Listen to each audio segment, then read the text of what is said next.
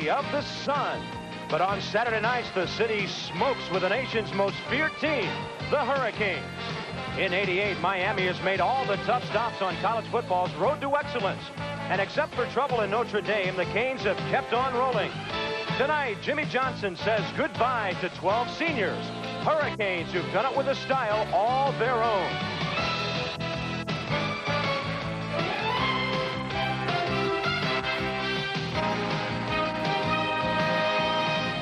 In the '80s, no one has thrown the ball farther or better than the BYU Cougars and the Miami Hurricanes.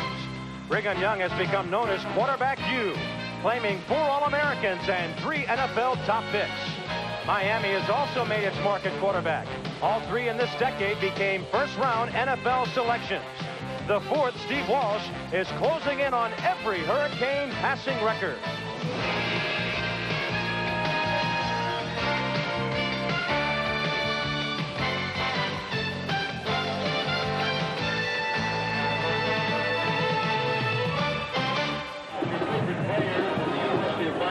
This is the Orange Bowl in Miami, the home of the Hurricanes of the University of Miami, one of the most feared teams in college football, especially on this field where they have been nearly unbeatable. In fact, they have been unbeatable here since Jimmy Johnson took over as head coach a couple of years ago. Good evening, I'm Bob Carpenter, and welcome to Miami. And tonight, another one of those stops along the way to a possible national championship. The Hurricanes need some help along the way, of course, but BYU in the way tonight as they play their 3rd consecutive tough game. LSU, Arkansas, and now BYU here this evening. So a tough one for the Hurricanes at home. And Kevin Kiley, the Cougars of BYU, a bit erratic the last couple of weeks, losing 2 of their last 3, but they were good enough earlier to put together a 7-game winning streak. Well, that was before they had some injuries, Bobby. They lost to Utah 2 weeks ago. 56 points they gave up to Utah. Very, very strange thing for BYU to do, but they do have some injuries. 8 turnovers in that game. I talked to Lavelle Edwards yesterday. He said he would like his team to be playing better as he comes to Miami. I'm sure everyone that comes to Miami would like his team to be playing well. But they do have some injuries. The one thing they do is pass the ball well, but they're going up against a team that passes the ball extremely well also. Well, you look back to the early '80s, and quarterback U was in Provo, Utah. If the Cougars rode the passing game to a national championship in 1984, it is the Hurricane program that has taken that concept and basically perfected it. Well, when you think about it, we're only a couple of miles from Miami International Airport. It's Air Lavelle and Air Jimmy, meaning Jimmy Johnson. Steve Walsh is in the cockpit for Miami these days. 28 touchdowns so far this year. He's a tremendous competitor, and they can put the ball up, but they also have great speed, and they'll beat you sideline to sideline, and that could be a problem for BYU because they're big and they're strong, but the Cougars are not quick, and quickness will be the difference in this game. Miami's going to put a lot of pressure on the corners, look for a lot of sweeps. BYU's got to do something defensively to stop it. All right, and they're expecting about 60,000 here at the Orange Bowl tonight, and they are ready to welcome their Hurricanes of Miami.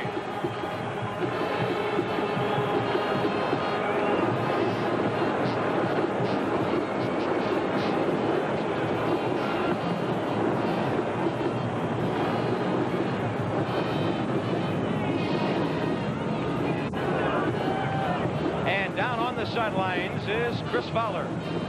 Okay, thanks very much, Bob. BYU obviously big underdogs tonight, 24 points in fact. Now, usually in their WAC games, they are the teams with the pressure on them. The teams with everything to lose and nothing to gain. The last time they were big underdogs, remember though, they beat Texas 47-6. They say they like the underdog role. They're going to come out tonight and play loose with nothing to lose. We wouldn't be here if we didn't think we could beat them. We came down here to win the football game.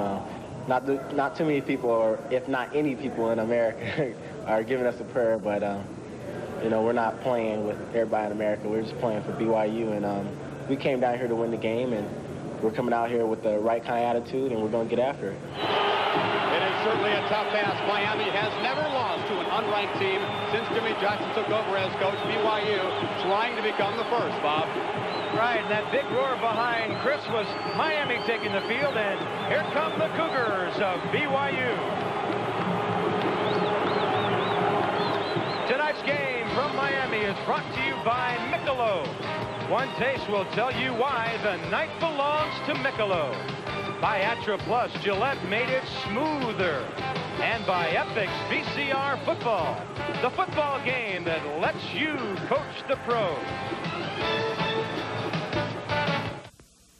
Jimmy Johnson is also a pretty good politician. Now, he has spent the last couple of weeks telling anyone who'll listen that if Notre Dame loses to West Virginia at the Fiesta Bowl, the Hurricanes should be #1, even though they have that one loss. We asked him about that campaign. I really don't feel like I am politicking for #1. And in fact, I'm not even saying vote us for #1. I'm just saying, you know, vote for the best football team in the country, you know, for #1. In our situation, I do want to bring to light the difficulty of our schedule, because I think that we've had the most difficult schedule in the country. There's what Jimmy Johnson is talking about. Look at the comparison of the opponent's strength, Miami versus West Virginia. Of course, Don Nehlen says, hey, what about the one team Miami lost to, Notre Dame? If we beat them, he says West Virginia should be #1. Back up to Bob and Kevin. All right, Chris, and there are some folks, Kevin Kiley, who think that if West Virginia does beat Notre Dame, that takes the Notre Dame schedule and basically transfers it over to the Mountaineers. I'm one of those people. Yes, you are. The bowl opponent that was missing on the West Virginia graphic, of course, is Notre Dame. And I believe that West Virginia, Miami had a chance at Notre Dame and lost that game by a point. Based on the formula that Jimmy uses, and I have great respect for him and for that schedule that they played, but based on that formula, if West Virginia was to beat Notre Dame by just 1 point, then Notre Dame would fall into the same category as Miami, and they should still be eligible for the national title. I think West Virginia's got a shot at it. If they win it, they ought to get it. Miami won the toss. Lavelle Edwards' team to kick it off. And at the 10-yard line is Randall Hill, angling his way over the 30 and the 35 to the 37-yard line. Here's the Hurricanes offensively. Steve Walsh, 1 touchdown pass away from Vinny Testaverde's all-time record. The fullback, senior All-American Cleveland Gary. Sophomore Leonard Conley is the halfback. Sophomore Randall Hill has great speed at split end. Senior Andre Brown has caught 8 for touchdowns. The tight end, sophomore Rob Chudzinski. At center, junior Bobby Garcia. The guards are sophomores Mike Sullivan and Darren Handy. And at tackle, seniors Darren Bruce and John O'Neill. To the air on first down, across midfield. BYU says incomplete, but no, sir. It is complete to Andre Brown. Steve Walsh completing 60% of his passes. With that throw, he's up around 2,900 now on the year. There are the touchdown passes, a new Miami record for a season. Testaverde had 26 in 86.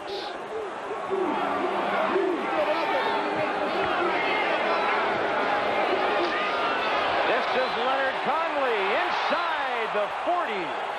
Wrapped up by Eric Bergeson, and on the first 2 plays, Miami definitely on the move in the air and the ground. One of the problems BYU is going to have today is on the defensive line. This is a little hesitation draw play. You can see the Miami line just pushing people out. Mike Sullivan makes a big block, and then Leonard Conley, very quick. One of the things that will give BYU problems, the quickness, getting into the secondary.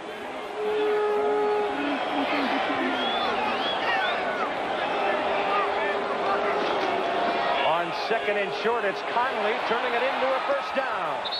He's inside the 35, and here's the Cougars defensively. With Tim Wright injured, Mark Smith gets the start at nose guard. Pete Harston starts at left tackle. Bud Orr for the injured Tim Clark at right tackle. The inside linebackers are senior Reagan Hansen and junior Bob Davis. At outside backer, juniors Dwayne Johnson and Chad Robinson. The cornerbacks are senior interceptor Rodney Rice and junior Eric Bergeson. Seniors Troy Long and Scott Peterson are the safeties. Here's Cleveland Gary. Cleveland Gary, the leading receiver on the Miami team. He's also, from a yardage standpoint, the leading ball carrier. Leonard Conley has more carries, but Gary has more yards. They're very close in both situations. Lavelle Edwards of the Cougars in his 17th year, and you see all the stats on him. What a turnaround since he came to the BYU program almost 2 decades ago. We'll talk more about that as the night goes on. Easily completed. Walsh to Andre Brown. Inside the 20, it's another first down. Eric Bergerson on the not-too-tight coverage, a gain of 14. And Kevin Kiley, against that BYU defense, the Canes are making it look pretty easy. Well, BYU cannot afford to play these guys too tight defensively. Walsh goes right back, and you can see how far they are off the receiver. They can't get up on him, because if they do, the quickness of the Miami team will go right by him. They're hoping Miami take a lot of plays and make a mistake. This quickly, the ball is to the 18. Outside, it's Andre Brown again, averaging 17 yards a catch with 8 touchdowns. Rodney Rice, that talented left cornerback of the Cougars, 31, the man in on the stop. Rodney Rice has 6 pickoffs on the year, 12 in his career. And he's playing next to Troy Long at strong safety, who also has 12 in his career, 4 this year. So they have interception capabilities back there. Rice is the guy with closing speed in the secondary. He is the man most likely to intercept.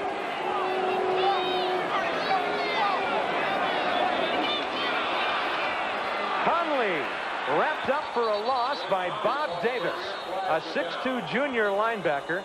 There is a flag on the play as Davis got great penetration.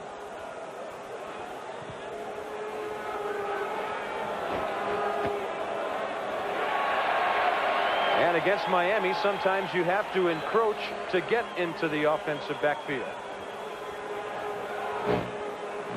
Was the outside linebacker, number 9, Chad Robinson. Another thing that Miami will do to this team. On the defense. Second down. Because they do not have the quickness, they'll force them to try to get the jump.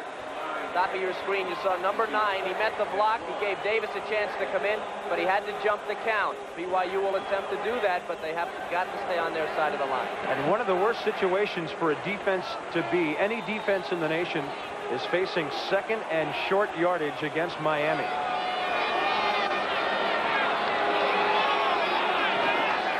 They'll go with the give to Cleveland Gary. First down inside the 5. Met there by Rodney Rice and Chad Robinson. It'll be first and goal for the Hurricanes. By the time they run the next play, there will be about 3 minutes elapsed in this game, and that's how quickly they've taken it down the field. Miami will check in a couple of tight ends here, Kevin. Randy Bethel and Rob Chudzinski on first and goal. BYU again has had trouble on the defensive line. They're missing some people. Tim Clark did not make the trip. Starting tackle. Gary into the end zone. He appeared to be stopped for little or no gain. And Cleveland Gary, 3 minutes and 4 seconds into the game, puts Miami on the scoreboard.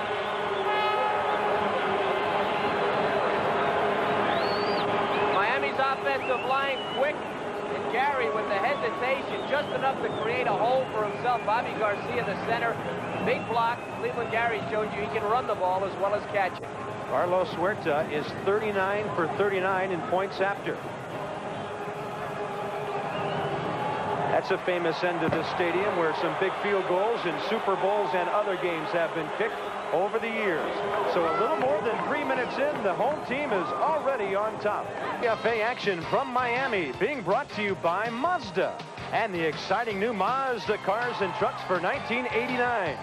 And by Visa, your pass to the Super Bowl. It's everywhere you want to be. And a hearty congratulations to the best football player in the country. Barry Sanders winning the Heisman today. The voting margin rather wide, Kevin Kiley, but certainly very well deserved. He won the Heisman. He took the Heisman. You got it. Incredible season out of Oklahoma State. And all the hype early in the year really didn't include Barry Sanders, and hats off to him. Maybe Steve Walsh said it best before the game. He said, hey, the guy did it every week, week in, week out. Yep. Edgar Bennis will kick off for Miami. That was Tony Crutchfield and Stacy Corley you saw back to receive the gift. It will twist over to the right side for the return team, and here's Tony Crutchfield. Stumbling forward over the 20. Here are the Cougars offensively. The quarterback is junior Sean Covey. The fullback, junior Fred Whittingham, speedy sophomore Matt Bellini, the halfback, and a deep threat. BYU's top receiver, senior Chuck Cutler, freshman Bryce Doman with him. Senior Darren Hanley is the tight end. The center is senior Phil Nowahi. Seniors Warren Wheat and Don Busenbark are the guards. At tackle, seniors John Hunter and all-WAC performer Brian White.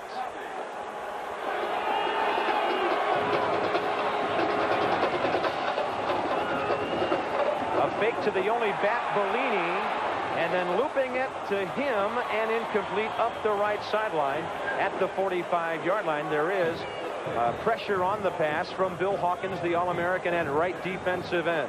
Well, anytime you have one back in the backfield, you better get rid of it quick, or your line better do some blocking. Here's Bill Hawkins, the All-American candidate. Quickness again around the outside. And now Covey is fair game. This ball was almost complete, though. He got it off, and there was a receiver up the sideline. Had the ball been a little shorter. That was Darren Hanley, the tight end, facing Hawkins. Now, backside pressure. Football is on the ground. Picked up by Hanley. Now spotted back where he picked it up. And Greg Mark came in from left end to make a big hit, number 94. All right, here's more of the same from the other side. Now, Greg Mark used to be a linebacker, number 94.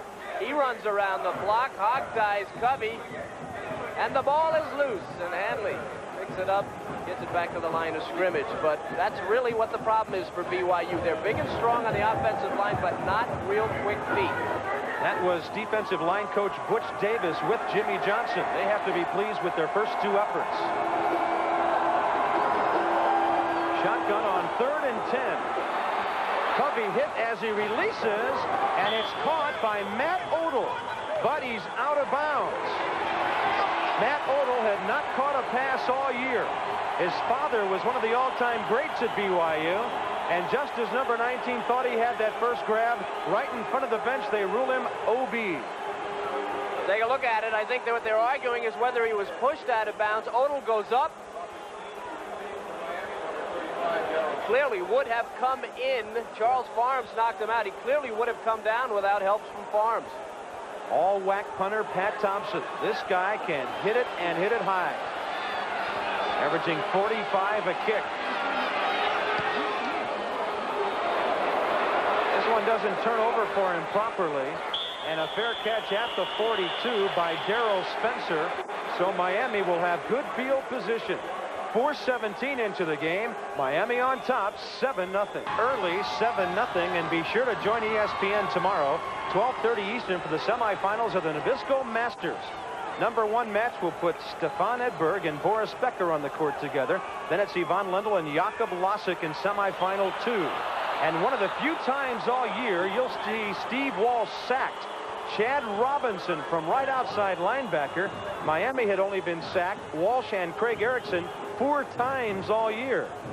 And that's only the 4th time Walsh has been put down behind the line. Oh, that's a big, big play for BYU. As big as any offensive play. Proving they can get to Walsh. That means Miami will have to alter their blocking schemes a little bit, pick those people up. It'll cut down on their versatility offensively. It was a loss of 8. We'll call it a long 8. Walsh out to the left flat, and a good hit there on Leonard Conley by Bob Davis. Davis at 6'2", 230, a junior. He's an all-WAC performer at linebacker. Had his knee scoped after the Utah game, and now is okay. Luckily for BYU, they had a week off after that wild one in Salt Lake City, and able to get Davis back, and he looks okay tonight, Kev, with that knee injury. Looks real good. They wanted to go to Cleveland Gary on that play, but he was covered by the outside backer.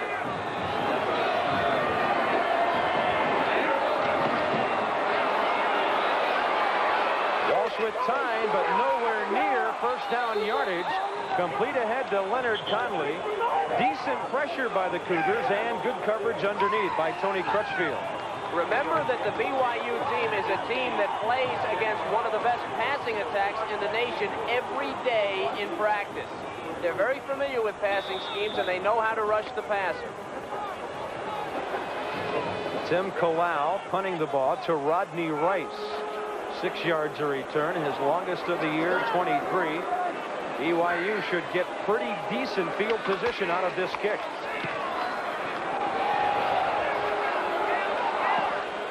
It'll squirt out of bounds right near the 30. at about the 27.5. Let's meet the Hurricanes defensively with 9 sacks between them. Russell Maryland and Jimmy Jones are the defensive tackles. Junior Greg Mark and All-American senior Bill Hawkins at the ends. The middle linebacker is senior Rod Carter, a big hitter. Senior Randy Shannon and big play sophomore Maurice Crum, the outside backers. At cornerback, experienced seniors Donald Ellis and Bubba McDowell. The safeties, junior Bobby Harden, and freshman, a true freshman, Charles Farms.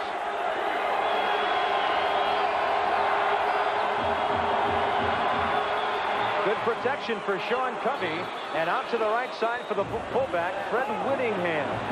Whittingham catches his 20th of the year. Versatile performer who's averaging 6 per carry, 9 for each catch. And Randy Shannon from strong side linebacker on it. Sean Covey at 55% on the year, approaching 2,600 yards with 13 scores and 8 picked off. You add 11 touchdowns by Ty Detmer, his backup, and they've got a good total of touchdown passes.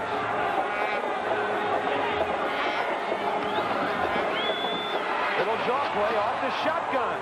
Mike Solito, the fullback, who backs up Whittingham. Good yardage out near midfield before the safety. Charles Farms can knock him out. Defensive ends for Miami taking the outside rush. Watch Hawkins on the right side of your screen. He goes outside, and they seal it inside. Solito knows exactly what to do. BYU not a power running team, but they will take advantage of your pass rush, and they do get yardage on the ground. They average 141 yards in a game.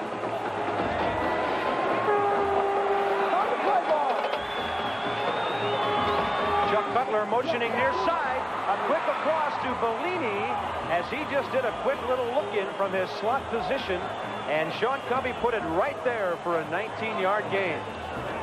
One of the things Miami people were concerned about was the transition from the Arkansas wishbone to a passing game that is sophisticated as this one is, and you can see how quick they are to get the ball off. Covey to Bellini in the seam, bang, he's right past the linebackers and down deep into Miami territory.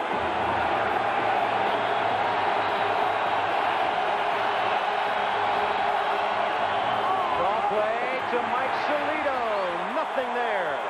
94. Greg Mark snuffed it out. Of course, at left end, they graduated, Miami did. All-American and team career sack leader Dan Stubb.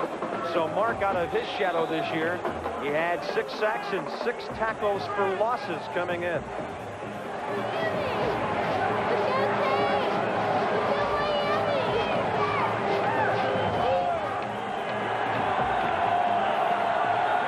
Of 3 on the play.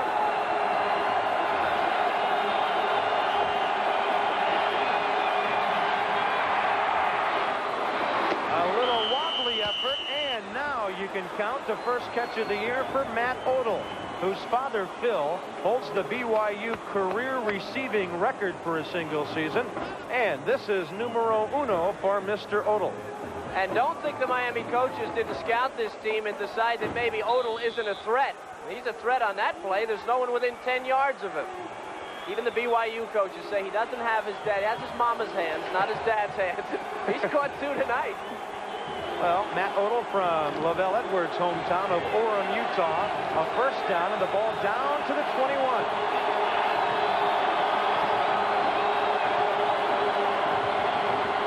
Play action. Now Bellini right across the middle and wrapped up by Rod Carter, the middle linebacker, number 91. You might remember when the Canes played LSU on the road a couple of weeks ago, we made the point that early in the game often Carter will come up with a big hit that will often set the tone for his defensive teammates. He did it in that game, made a good tackle there, but not the big hit yet. Very difficult for linebackers against a team like this to get a good shot at a guy. Really, the best way is on a crossing pattern, but BYU is very sophisticated.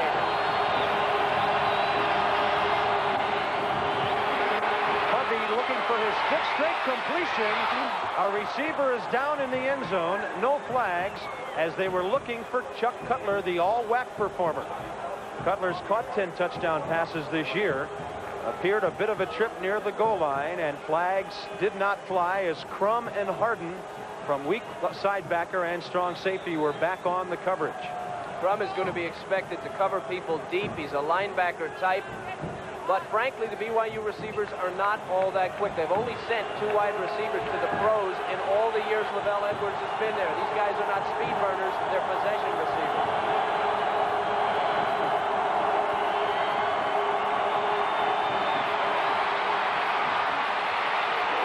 Ooh, Covey hit hard. Met head-on by Maurice Crum.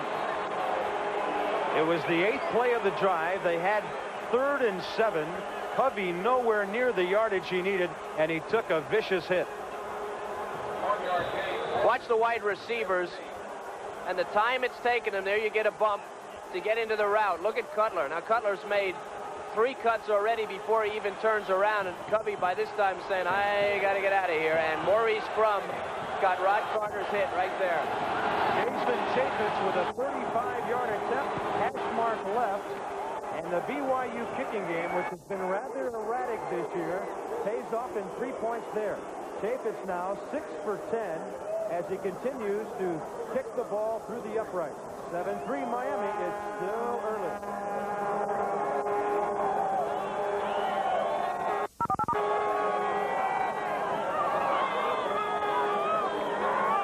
BYU player who has shown a tremendous amount of courage. He is Kirk Davis right behind me here, a senior defensive back.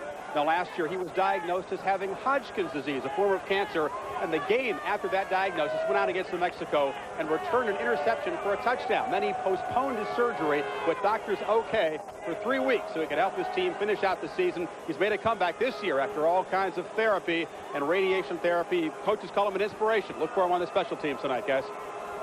All right, Chris, thank you. And a story like that can inspire all of us on a college football Saturday night. You're looking at Earl Kaufman, a freshman out of Texas, who will handle the place kicking chores. Back to receive it, Randall Hill and Darrell Spencer. It'll be Hill at the 6.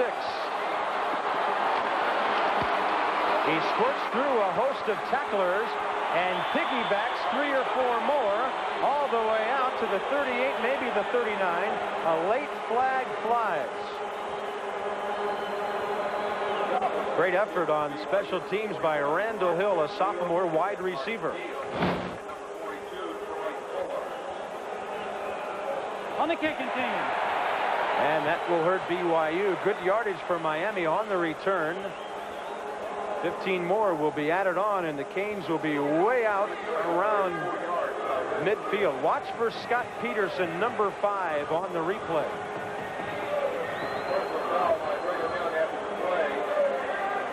He came in and hit Dennis Kelleher. That's something that should not happen to BYU. They need to play a perfect game in order to stay close, much less win.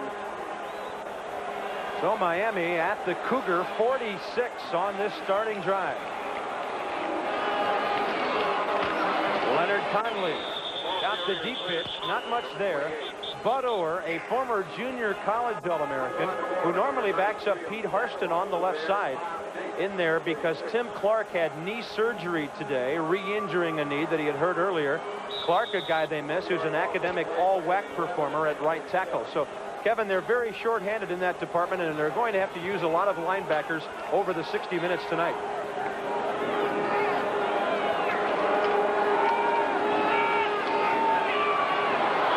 On 2nd and 11, Walsh out of the reach of Andre Brown. First down is so important to Miami. Over the last 2 series, they had the big loss from BYU on the last series, and then that running play for minus yardage on first down. Now, they were 8.6 in the first drive on first down, and now BYU has made an adjustment. Second straight drive that the Hurricanes will face 3rd and long.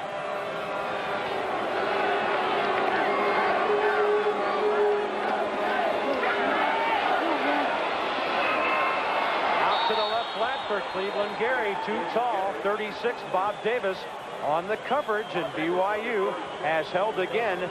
You saw from the top of your screen Chad Robinson, number 9, pressuring Steve Walsh, the Miami quarterback. That was pretty good coverage by Davis. That was the coverage Miami wanted, but Davis got between Walsh and Gary, and he had to throw it over his head.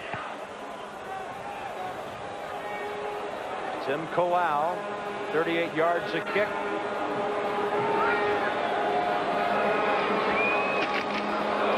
handles a high snap, and it is blocked by the Cougars.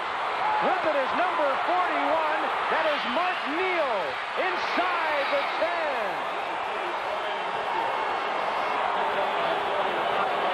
Brian Mitchell on the block, and then picked up by Mark Neal. Big play for the visitors on special teams.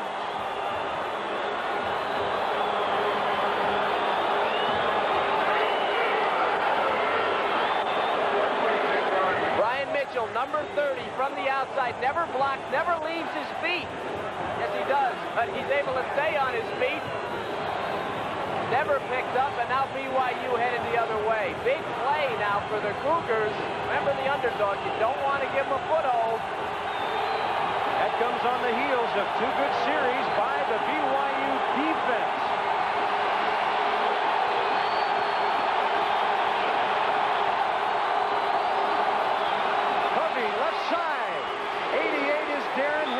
The tight end. A gain of a couple down inside the 6. Donnie Ellison, left cornerback, and Randy Shannon. Kevin, down at that end of the stadium, which is the closed end of this horseshoe, it can get very noisy and distracting to visiting teams. Well, the decibel level certainly did go up. Now, BYU is at a little bit of a disadvantage here. Normally, you try to run crossing patterns with your speed, but their speed can't match Miami. Look for a pick play, something quick, and Covey's got to throw the ball hard. Don't hang it up there. Butler in motion, and the quarterback hit hard as he releases. Randy Shannon, 22, all over Sean Covey. And now the Miami defense becomes a factor. It'll be 3rd and goal. Randy Shannon, number 22. Again, that quickness on the outside, we've seen it 3 times. Now, Covey, BYU they really need to throw the ball quickly down here. They don't have the speed, and it's got to be a perfect pass with velocity because Miami can outrun everything, including the ball.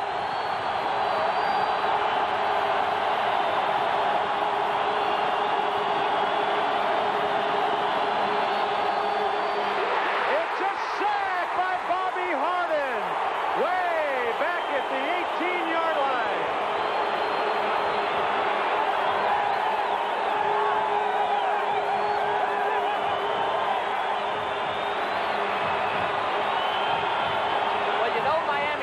What this was supposed to be was a bootleg and maybe a run, maybe a drag pattern from the tight end on the other side. But by formation with the 2 tight ends, BYU didn't give themselves a chance. Another chance for Jason Chaffetz, who hit from 35 a little earlier.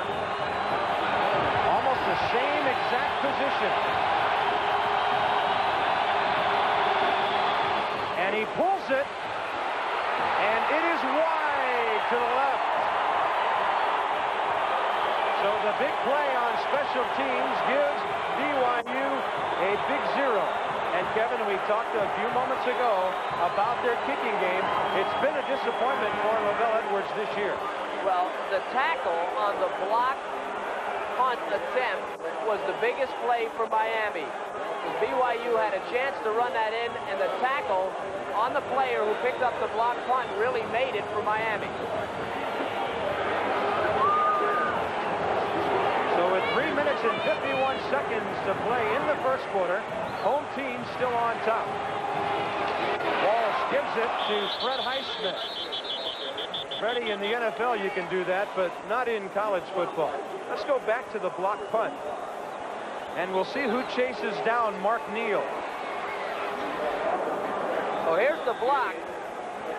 Now it's the punter. Tim Kalau, 19. Kalau is the one that's going to save this. He's the only one that can make this tackle. He makes it on the 8-yard line. The defense takes over, but that is a big play because BYU will not get in the end zone that many times tonight. And they got nothing on the drive. Highsmith again. Fred running very low to the ground as he stooped down and squirted his way through there. It'll be 3rd down as Chad Robinson made the play. Tim Kalau, a very versatile performer for Miami. He punts.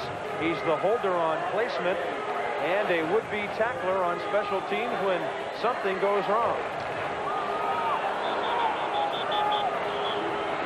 You can see where the marker is. They have to get the football to the 20-yard line, or 30 rather, as they started on first down at the 20.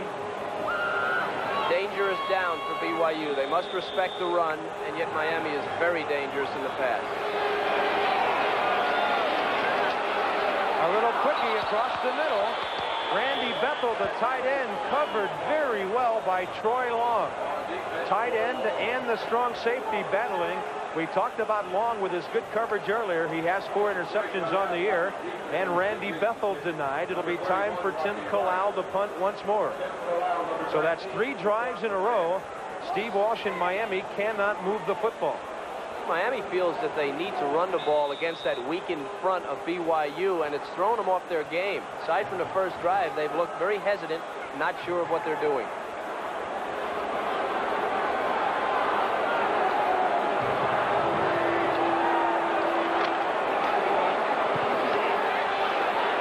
Won't turn over for Kalau. Rodney Rice. Nice little return inside his own 40. And he gets out near the 45-yard line. Bobby Harden with the tackle. 37 yards on the kick, 10 on the return. Coming into this tough game on the road, BYU head coach Lavelle Edwards very concerned about his club, coming off a 57-28 shellacking at Utah. First time the Utes had beaten the Cougars in 10 years. Kevin, it looks like they're ready tonight. I don't think people realize, you don't see BYU that much, but they invented the college passing game. That man right there, Lavelle Edwards, he put it in, and it's worked out pretty well for the Cougars, and they play pretty good defense when they're healthy. Personal foul on the kicking team. First down. I think the other thing, the key factor in this game is that the familiarity of BYU with the passing game of Miami. Again, they play against their own offense day in and day out, and they are very, very sophisticated. They're about to play in their 13th bowl game total, 11 of those consecutively. Good field position for the Cougars.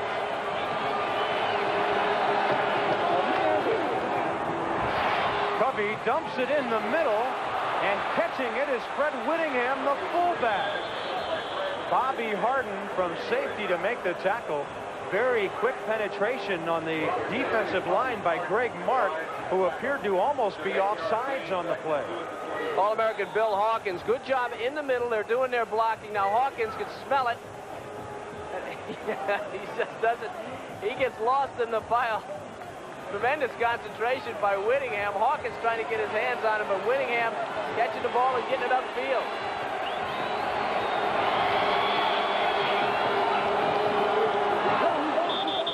That time, Shane Curry is across the line too quickly.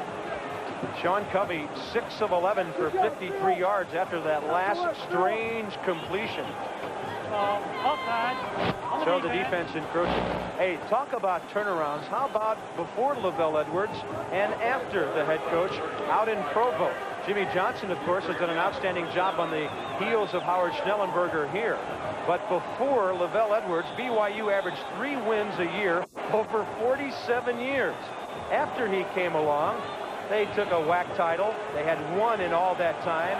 And now they've won 154 games, and they've won the conference 11 times.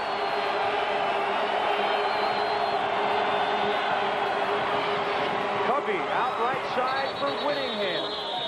Kevin, we got a couple of very versatile fullbacks in this game tonight, Cleveland Gary, and now we're seeing the repertoire of Fred Whittingham. Well, what they're doing is they're running trips to the wide side of the field. They're getting isolated coverage. Shannon, a linebacker on that backside, so they're getting a back on a linebacker, and that's what the offense wants to go. Again, back to the sophistication of BYU. They'll use different snap counts. They'll get you to jump off sides. They'll use every advantage. They don't have the athletes that some other programs do, but they know what they're doing when they're on their game.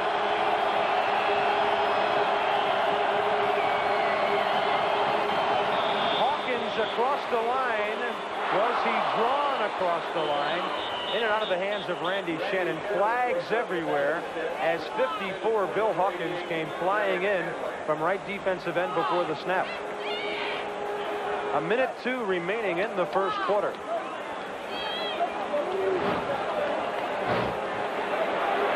And he was drawn. John Hunter, left tackle, 68. Evidently the Cougar who drew Hawkins offside. Tough to miss Hunter, 6'8", 300 pounds. Hey, are they big? They average 280. They're big, but not very quick, and that was a concern of their offensive line coach and offensive coordinator, Roger French, coming in.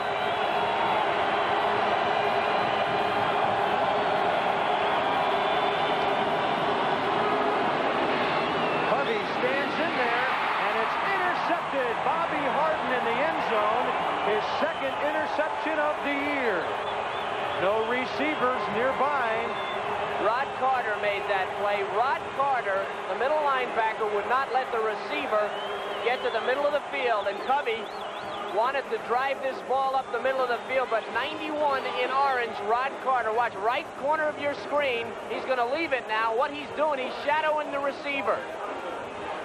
And he'll come back into the picture. You see, he never let him get to the middle of the field. The interception made. Tremendous play by the middle linebacker, 91, Rod Carter. Pretty far downfield. All the way, step for step. Hurricanes at their 20, up over the top, and Andre Brown turning his back on the defense and waiting for the football. Brian Mitchell on the coverage, but an easy catch for Andre Brown, who did a 180 and cradled it out near the 35-yard line. So you really have to be impressed with Walsh. Walsh, not a tremendously strong arm, but he floated that ball. He knew instantly he had all day to throw it, and he just laid it in there. Very soft.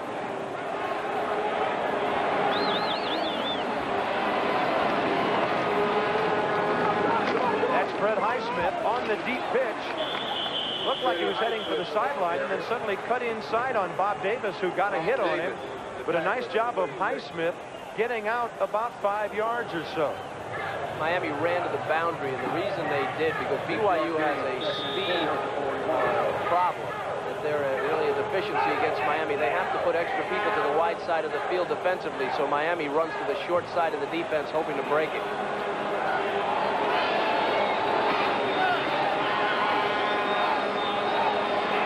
A lot of guys up front for BYU, and there's one of them with a hit. Fred Highsmith did well to fight off that initial hit and then get some yardage as the first quarter comes to a close. Lavelle Edwards' team has played well. They've wasted a big break, and after 15 minutes of play, Miami leads 7-3. Familiar story for the BYU defense as Rodney Rice, the cornerback, has injured his left elbow. Trainers and doctors just wrapped it in a soft cast, and then on an ace bandage, you see him being taken to the dressing room. He'll not return tonight, fellas. Boy, what a tough break for BYU, and also Lavelle Edwards looking ahead to that Freedom Bowl December 29th against Colorado. You hope that the career of Rodney Rice, a great senior, is not over. 3rd and 2. They'll run it for the first down with a fullback, the All-American, says the Football News, Cleveland Gary, averaging 4 yards a carry, 11.6 yards per reception. He is a versatile man. They look to him for the run on 3rd down. BYU again was leaning here, the left side of the line. Bethel, the tight end, making a big block. And then Gary, 226 pounds with soft hands, they say. And he'll go in the first few rounds of the draft, first or second. Walsh out to the left side. That's Dale Dawkins, a junior from Dodgertown up the coast, Vero Beach. He catches his 26th pass of the year. He's averaging more per catch than any other Hurricane player. 17 yards. And Walsh had it right on the money. Look for Walsh to start picking on those corners with Rice out. BYU does not go very deep in the defensive secondary. It'll also limit their coverages, their nickel and their dime coverage. Oh, Rodney Rice's backup is Kurt Davis, the young man that Chris Fowler talked about earlier. Here's Cleveland Gary off the left side. Bob Davis, 36, and others will unfile.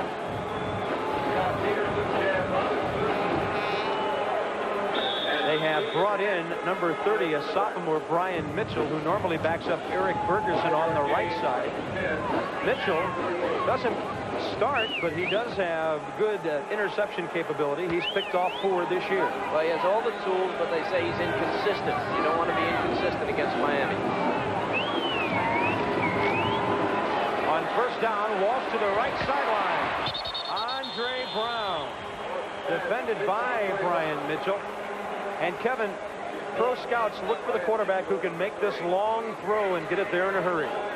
And here's Brian Mitchell, number 30, playing soft. BYU must do that. Walsh gets the ball right there to Brown. BYU cannot afford to play these fellas too tight. Sideline pattern accuracy, of course, is one of Walsh's strong points. 5 catches, 58 yards for Brown so far. 9-yard gain on first down. Cleveland Gary with the wide pitch. He's got the first down and gets inside the 25. Scott Peterson from free safety, number 5, getting up on the tackle. So let's check our storyline Miami. BYU has failed to capitalize on good field position. Andre Brown has caught passes from Steve Walsh in fine fashion. Miami piling up the yards. BYU not too bad there so far. And Cleveland Gary with a 4-yard touchdown run.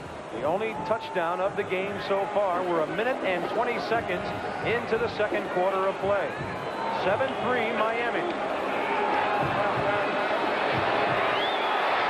Walsh beautifully to Andre Brown. Again working on Brian Mitchell. Well, we'll find out in a couple weeks whether that banner is true or not, but Steve Walsh certainly will be the #1 man if he plays for Jimmy Johnson next year when folks talk about the '89 Heisman. Seems unfair. Walsh Brown against Brian Mitchell. Brian's the one that blocked the punt, you may remember.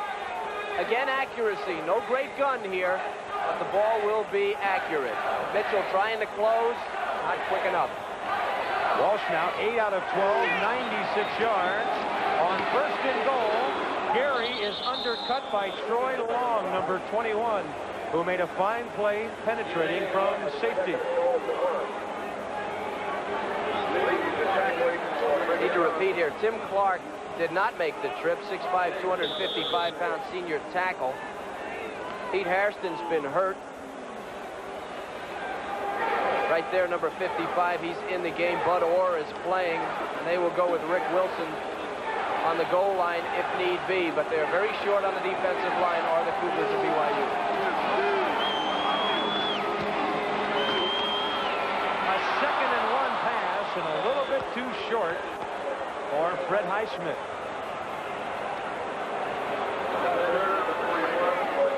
BYU loading up defensively. You can see all the white hats. So Miami decides to go for the short pass. I kind of question this call. Based on the injury situation for BYU, ball is short.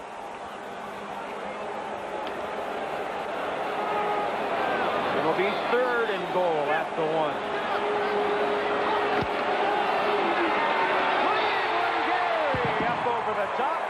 And on the 12th play of the drive, Jimmy Johnson's Hurricanes call on number 43 again. His 2nd touchdown of the night. It's 13-3.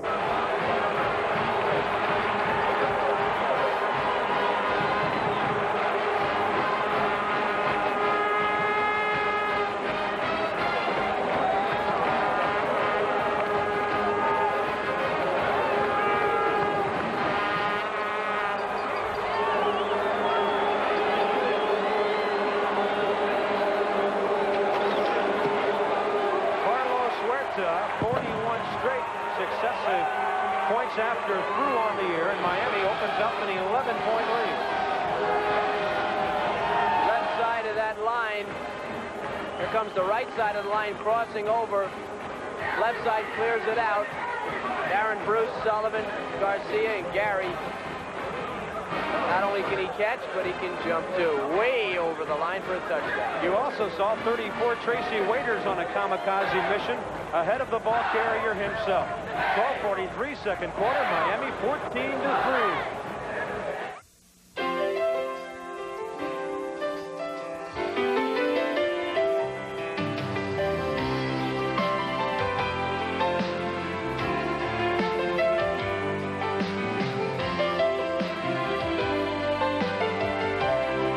Almaden wine. Every glass is sheer pleasure, pure enjoyment. And that's all a great wine was ever meant to be.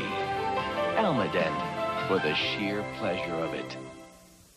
To explain the most advanced Volvo ever requires some technical assistance to properly show its multi-link independent rear suspension, the brain center of its anti-lock braking system, the power of an intercooled turbo, and the engineering responsible for its driver's side airbag. But the Volvo 780 isn't just state-of-the-art, it's art.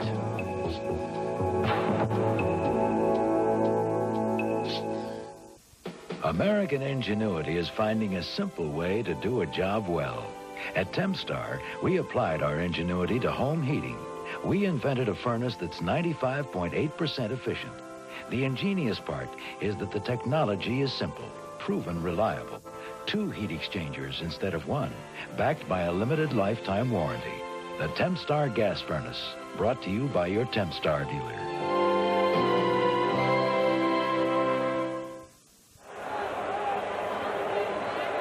ESPN CFA Primetime Football from Miami is brought to you by Volvo, a car you can believe in. By Tempstar, the newest name in home heating and air conditioning. You can rely on the star. And by the U.S. Army. Learn how to get an edge on life. Be all you can be. So we're 2 minutes and 17 seconds into the second quarter. Miami on top 14-3. And if the Hurricanes take control of this football game at this juncture, Lavelle Edwards would look back on that first quarter and think about what might have been. Edgar Venice on the kick. Tony Crutchfield and Stacy Corley back. This is Crutchfield at his 5. A flag flies late as Crutchfield gets up to the 28-yard line. Charles Farms in on the stop after the 24-yard kickoff return. Well, we've seen a few personal fouls on special teams tonight. Now we get a clip on the return team. I think that was on Olima Harrington, number 15 for BYU. So Lavelle Edwards will watch his team start way back. Very interesting scoring drive by Miami. See the number of plays that matches their longest scoring drive of the year in numbers of plays. They went 80% of the field in just over 3 minutes, and Cleveland Gary got his second touchdown run of the night. This one was a plunge through the air. Brigham Young can't complain. They've had the big plays. They've moved the ball offensively. The one thing they don't have is points. They have as much as they could hope for, except for the finishing touches here so far tonight. Now, closed end of the stadium with that big crowd roaring.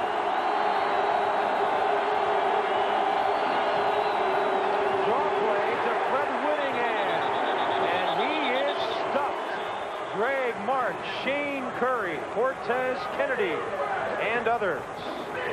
Well, the problem with the draw play on first down backed up to your own goal line is that the last thing you say when you leave the huddle is look out for the draw play. BYU is also very big on screen plays back here because they are not a power running team, so you can expect that type of play, and Miami did. Jimmy Johnson's Miami Hurricanes, 3 minutes into the second quarter, trying to win that 10th game of the year on top 14-3 here at the Orange Bowl. With Kevin Kiley and Chris Fowler, this is Bob Carpenter as we wrap up our regular season on ESPN and look ahead to Bowl week coming up at the end of December. Timeout has been called by the Cougars as Sean Covey will confer over on the sideline with Lavelle Edwards and offensive coordinator Roger French. NFL Game Day, all the crew will be with you tomorrow at 11:30 a.m. Eastern Time. They'll preview and feature the day coming up in the NFL. Then at 7 p.m. they're back with highlights of every NFL game played on prime time. At 8 p.m. our live coverage continues in the AFC as the Steelers visit the House of Pain to take on the hard-hitting Oilers. Mike Patrick and Joe Theismann call it for you tomorrow at 8 p.m. Eastern from Texas. They've been breaking a lot of face masks down there, the Oilers have this year. Sean Covey's been knocked for a couple of concussions. That's why Ty Detmer has played some, his backup at BYU. They got a couple of pretty good young quarterbacks here, Kevin. Detmer is a freshman. They also have Chris Hodge, a freshman out of Pocatello, Idaho, who stands 6'4", and they think he's going to be a good one in the future. Well, the pressure at BYU because of the quarterback tradition can ruin a lot of good young athletes if they're not handled properly. And of course, the BYU staff is aware of that, and they do handle them well.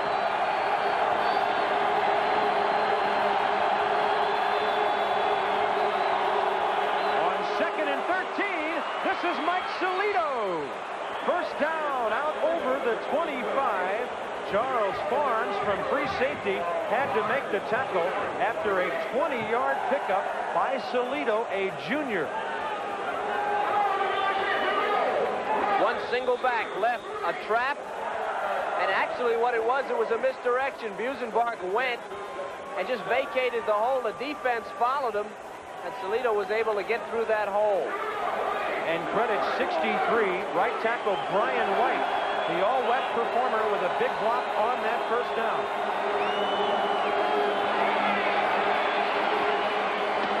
Into a crowd of players, Whittingham tried to catch it. Russell Maryland and Greg Mark in on the pressure. Well, that thing doesn't look right, and the reason I think it doesn't look right is because it's a very tight screen. They're not throwing it over the middle. They're almost throwing the screen off tackle. And I think one of the reasons they're doing it is because they don't want to keep the ball in the air too long by throwing that screen to the sideline because of Miami's speed. But a lot of people are getting bunched up in the middle, and it's not working.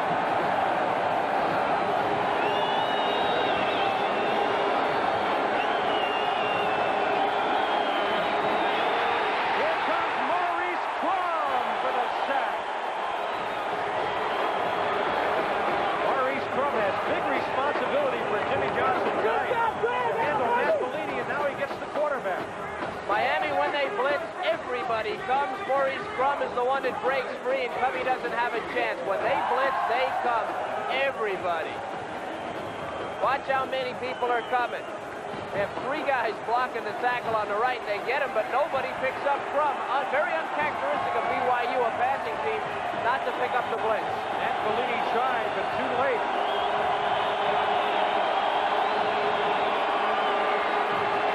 On 3rd and 22, a great catch momentarily by Bryce Doman.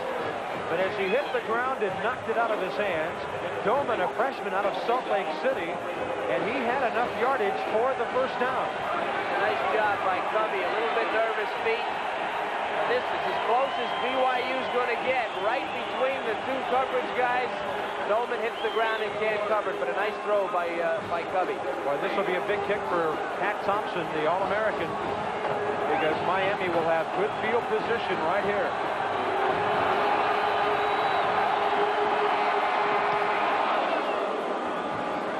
He hits it to Darrell Spencer at the 41. Gets away from 2 tacklers. Down the middle. Inside the 35.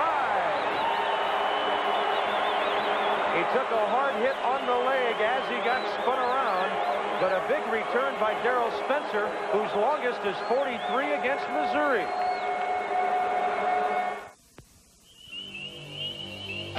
According to the book, we got 3 minutes. Tonight, we're going to beat the book. Let's move out.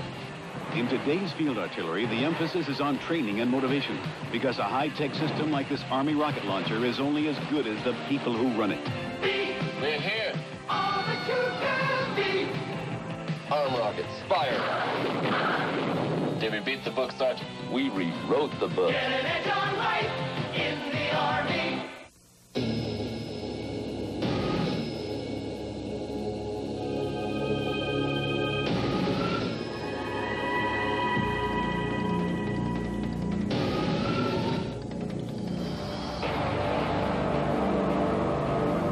This is the basic idea behind the Volvo 740 Turbo Wagon.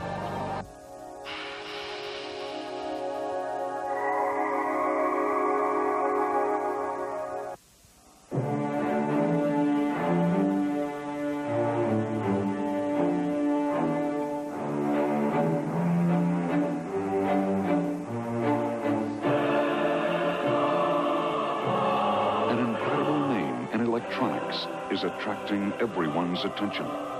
Gold Star. After all, when you pay attention to what people want, people pay attention to you. Gold Star, the brightest star in electronics. First rule of punt coverage, stay in your lanes. Number 25 and 65, Simtiatia, Devin Coggins of BYU get bunched up shoulder to shoulder together. And that's not good. As you can see, it allows the ball carrier to take off down the field and pick up big yards. You have to keep some space between you so he has nowhere to go. Good kick, 44 yards, but 25 on the return.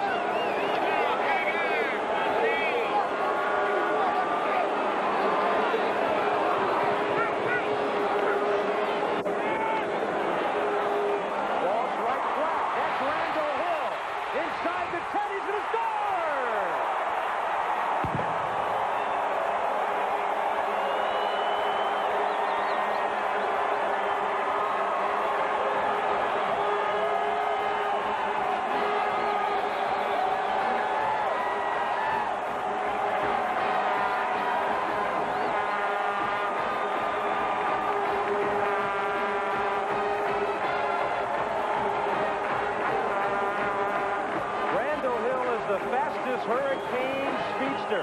He runs a 4.3740. That one covered 33 yards, and Jimmy Johnson's team is up by 17. Carlos Huerta for the point after. And with 10:14 left before halftime, it's 21-3. Kevin Kiley, he really turned it on after Steve Walsh got it to him. He did. They called him Thrill Hill, and this was thrilling. Leonard Conley right there, 28. They should have called a penalty on him. He's blocking right there on Mitchell. Earlier, he screened the defender, kept him from getting to the zone. Should have been offensive interference. Hill gave us a thrill. So Miami has now taken control of this game.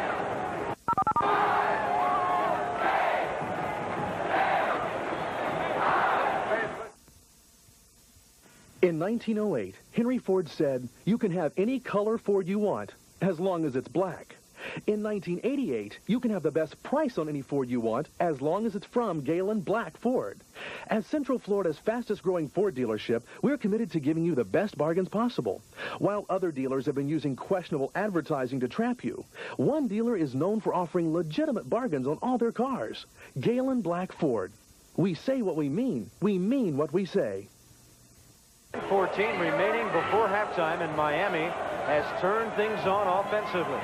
Steve Walsh has tied a Miami record, and the Hurricanes lead it 21-3. Edgar Bennis to kick it off to Tony Crutchfield or Stacy Corley. Crutchfield inside his 5. And good play on the special teams by the Hurricanes. And a look back at the touchdown, Kevin. Under the arrow, Leonard Conley screening the defender while the ball was in the air. That made the play. You can see Randall Hill. Peterson never could get there after it was the equivalent of a block while the ball was in the air. Randall Hill gets free down the sideline, giving assist to Leonard Conley and the official. And Steve Walsh has now equaled Vinny Testaverde's 48 career touchdown passes. It comes in Walsh's 22nd game started. It's also his record 29th of this 88 season. BYU on the ground with the fullback, Fred Whittingham. Whittingham played on that national championship team of 84. We haven't mentioned this, but as followers of BYU know, a lot of these players will play a year or two in Provo, go on their missions for the Mormon Church, come back. Their average age is a lot higher than any college football team, and you'll see some guys that have been played in 83, 84, and 85, back and still playing in 88.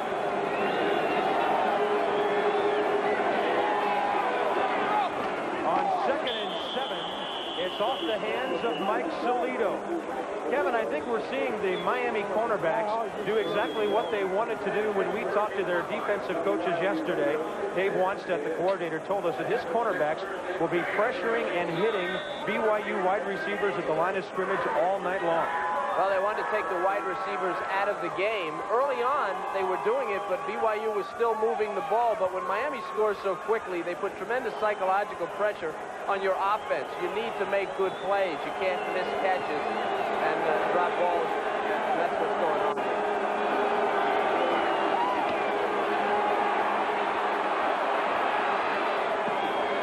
Sean Covey has it intercepted. It's Bobby Harden again. All the way down to the 25, and Miami has it once more. Sean Covey, in his last 5 passes, has thrown 3 incompletions and 2 interceptions.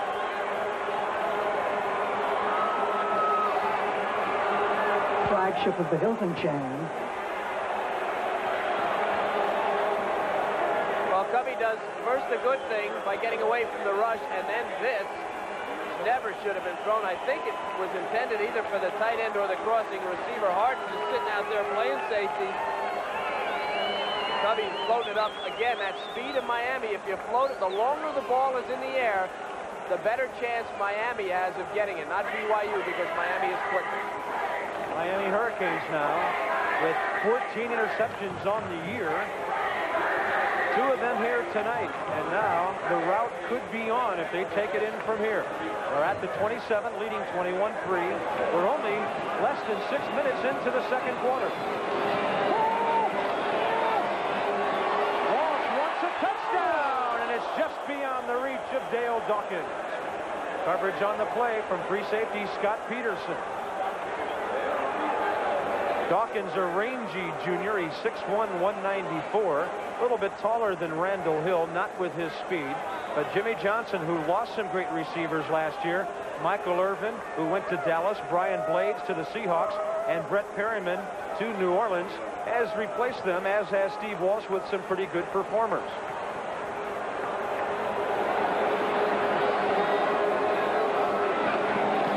Draw play. Shannon Crowell, the backup fullback, down near the 20-yard line. It'll be 3rd and about 3, as Crowell, a 5'11" sophomore out of Atlanta, carries the football. Well, the rest of college football will be glad to hear that Jimmy says he'll probably have his best team ever next year. Yeah, right. Fighting for the national title this year. You can tell Lavelle's glad to hear. He looks like he heard me from the look on his face. And also, Lavelle will have a fine team. He says BYU is on their way back up. They have good young talent. These 2 teams meet again in '90 in Provo. Season opener that year. 3rd and 3. Walsh down the middle, post pattern, and no. Looking right up over the top was Andre Brown, right by the goal post, and Brian Mitchell on the defense. A flag back at the 30-yard line, but it's against Miami anyway. You want penalties? We have penalties. Chad Robinson didn't get called. He was holding with both hands on a receiver. And then you have this call, which is going to go against Miami. That was the first flag, and they never threw the one on Robinson.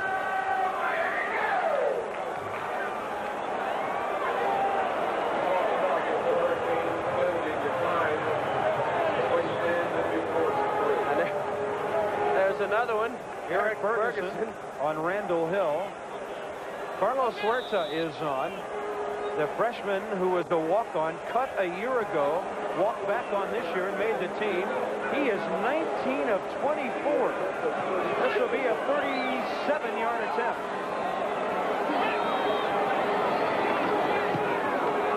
So he is an 80% field goal kicker. Huerta, no problem at all. And with 8:17 remaining before halftime, Miami gets 3 and leads 24-3. And Carlos Huerta now has the scoring record. Not a bad walk-on. Well, Carlos proved one thing. Keep walking. Uh-oh. It's going to be one of those, huh? Yep, a lot of push-ups for the mascot tonight.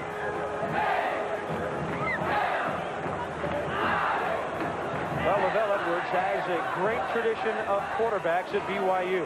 Growing up in Provo, Sean Covey was well aware of BYU's tradition. We asked him if he feels the pressure. Yes, you do feel a little bit of pressure because there's such a great tradition of quarterbacks at BYU. But at the same time, I never like to compare myself because, you know, each year is completely different. And the only real measure I try to, see how I'm doing by is victories. That's the important thing to me, not your statistics, but how many games you're winning. Well, and so far, Sean Covey, a junior, does have a 12-4 record as a starting quarterback at Brigham Young University. Tony Crutchfield on another kickoff return. He is loose out over the 25.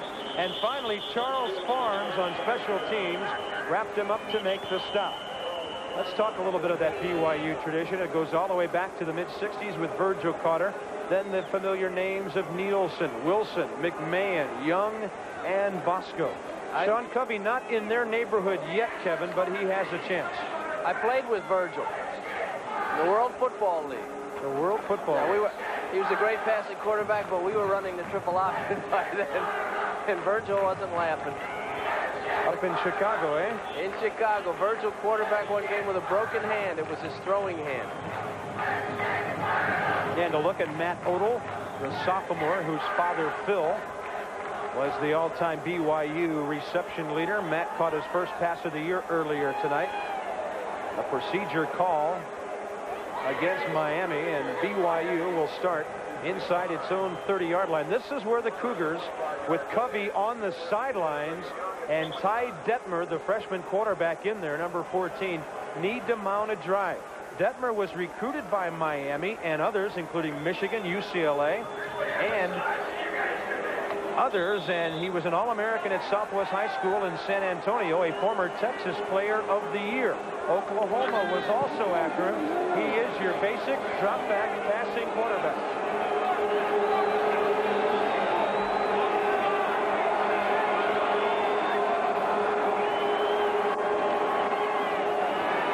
Little play action out to the left side for Chuck Cutler. He'll gain about 9. Cutler's had a quiet evening so far. Chuck, an all-WAC performer, has caught 1,000 yards in passes now. His reception total up well over 60. He's caught for 10 touchdowns. All the stars tell you that he is the #1 Cougar receiver. That's his first catch of the night. Tough kid. A couple of years ago, he had broken bones in both hands and was playing. He's a receiver. He's out there catching the ball with 2 broken hands.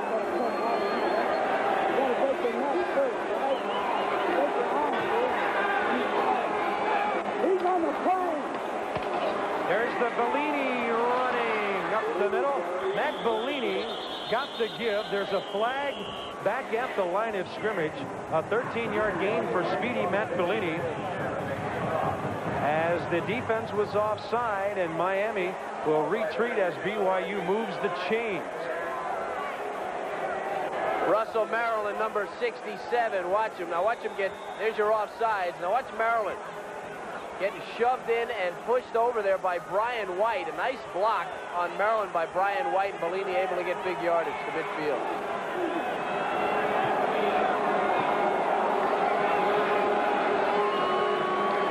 Here's Bellini again. Rod Carter trying to strip the ball out of his hands. Matt Bellini, of course, had an older brother, Mark.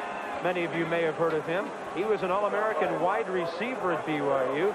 Went on to the NFL with the Indianapolis Colts.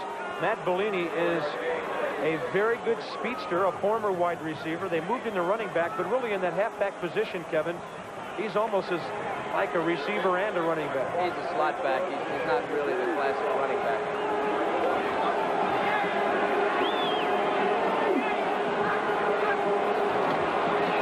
Looked like Russell Maryland jumping a bit that time. There is a flag laying near the line of scrimmage. Rod Carter on the stop there. And it was 67 left tackle Russell Maryland encroaching that time. Down to the sideline. Here's Chris Fowler. Okay, Bob, an update on the injury to Rodney Rice, the BYU cornerback. Doctors say he has broken both bones in his left forearm. They have him in a cast. They say he will not be able to return for the Freedom Bowl game against Colorado in December. Bad news. Boy, that is a shame for Rodney Rice, who has had such a fine career at BYU. So the senior out of Atwater, California, is through as a Cougar with 12 career interceptions.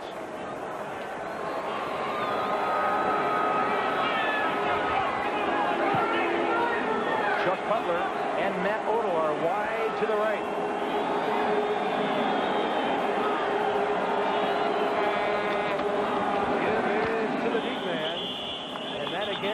Matt Bellini. Jimmy Jones, right tackle, 63 on the stop. Justin Piling for the Hurricanes. Clock is under 6 minutes, second quarter. White and Muhammad El-Wanibi making the blocks on the right side. Maryland is gone. Bellini doesn't look like a wide receiver there, does he, Bobby? Putting his head down. 6 foot, 195-pound sophomore getting the first down. Good blocking on the offensive line. BYU got a drive going here.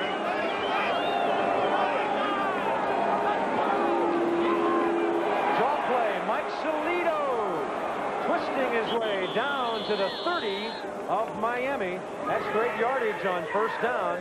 Robert Bailey, who backs up Charles Forms at free safety, has to pull down number 22, who's made a couple of nice plays here tonight. The Hurricanes now basically thinking pass. Time running out.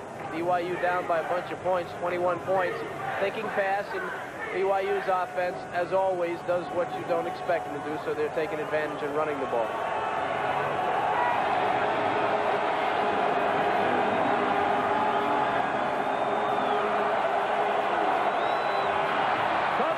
Throws it into the back of Whittingham. He knew he was going to lose about 4 or 5 yards, which would take away his 3rd and short, and a pretty smart play there, as evidently he tripped over the foot of Phil Nawahi, the center. Kevin, this is a pretty quick decision and a pretty smart play. And a good call by the official. There wasn't much space between Detmer's behind and the ground when he let that ball go. For a freshman, that's excellent. Very smart. Of course, if it hit Whittingham's back and bounced up in the air, it wouldn't look so good. So now they preserve the 3rd and short.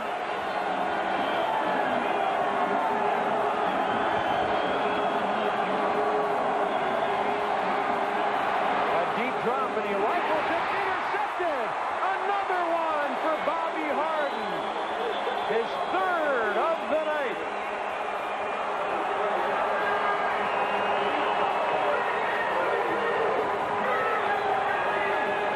Salido on the drag pattern. He never did see him as he was rolling out. Number 22 just left in the right corner of your screen. See him up there? Now he's wide open, holding up his hand. Detmer instead tries to go to a receiver that he can't possibly get the ball to, and Harden is there to make the reception or the interception. So a big night for the junior out of Fort Lauderdale, Bobby Harden. 1 interception through 10 games and 3 here tonight.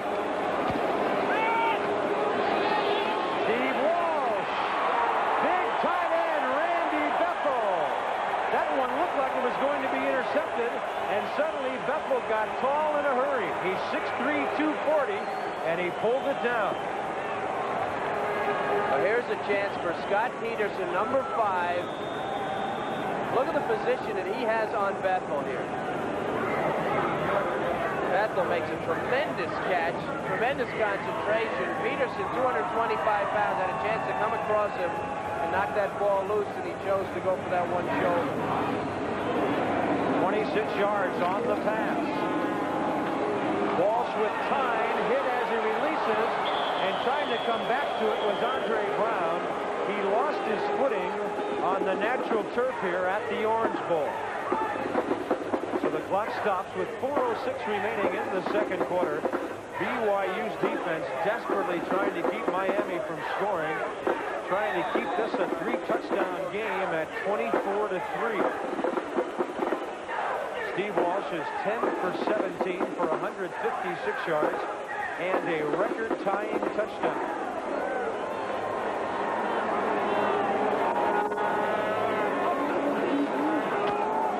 This is Alex Johnson. He spells Leonard Conley at halfback. Johnson, a 5'9" sophomore. Mark Smith at nose guard, in on the tackle. Dwayne Johnson helping out from outside backer. Dwayne Johnson, number 54. Chudzinski trying to block him. He keeps the outside leverage and then steps inside for a face-up tackle. Excellent outside linebacker play. Remember again that BYU's defense has just been hammered injury-wise. They don't have any of their, or not a lot of their top people are missing. And that has to hurt them. Certainly hurts their continuity. Balls with time down the middle. There's the tight end again. Check second. It's the flanker, Andre Brown, 83, not 93, Randy Bethel. Andre Brown is having a big night here so far this evening. He's caught 8 touchdown passes on the year. He's now nabbed 7 for 93 yards here this evening. BYU was going to give them the short delay patterns over the middle, the crossing patterns. They felt that they could keep Miami underneath them, give them some yardage, but not give up the big play, that they would be able to control them. A pass to Randall Hill, of course, messed up that particular philosophy. The significance of that sideline shot was that 24 Tony Crutchfield was leaving the nickel back on third down situation. Alex Johnson still fighting down near the 25-yard line. Dwayne Johnson wrapped up Alex with help from Bob Davis. Clock continues to run with 2:50 remaining in the first half. Miami with a drive here that could not only give Jimmy Johnson's team a big lead, but could also really send the Cougars into the locker room sucking air. They've been on the field for a while, and they've been putting up with some punishment on this drive. To the left side, Shannon Crowell. He'll get a couple of yards as Scott Peterson, the free safety, number 5, knocked him out. Crowell so concerned with getting the ball and keeping balance, he never could get much yardage on the play.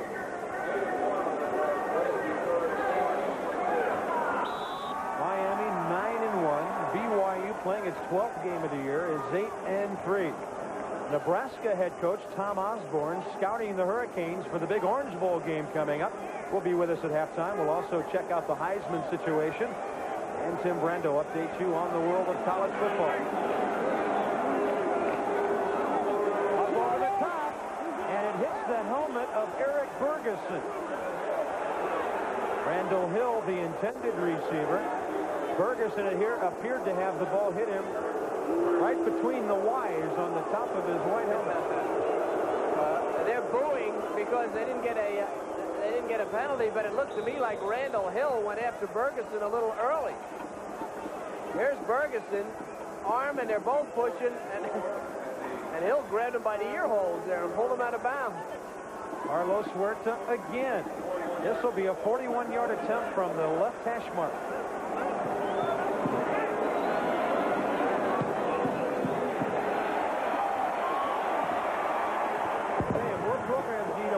Guy like this. Carlos Huerta 2 for 2 on the night, 21 for 26 on the year, and Miami extends the lead to 27-3 with 2:17 left in the first half. The student athlete of the game is brought to you by the U.S. Army. Get an edge on life. Be all you can be. And tonight's recipient, BYU split end Chuck Cutler. Chuck, a 3.5 grade point in business administration, and is looking to be named first-team academic All-American for the 2nd consecutive year.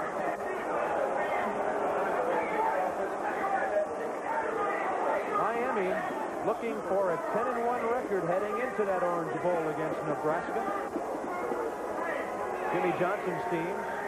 There's Lavelle Edwards, who is trying to go 9-3, may have to settle for 8-4 on to the Freedom Bowl.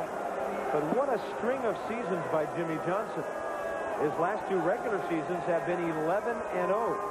This one, barring disaster, looks to be 10-1 with a 1-point loss at the home of the #1 team in the nation. Edgar Bennis will kick it off for the Hurricanes.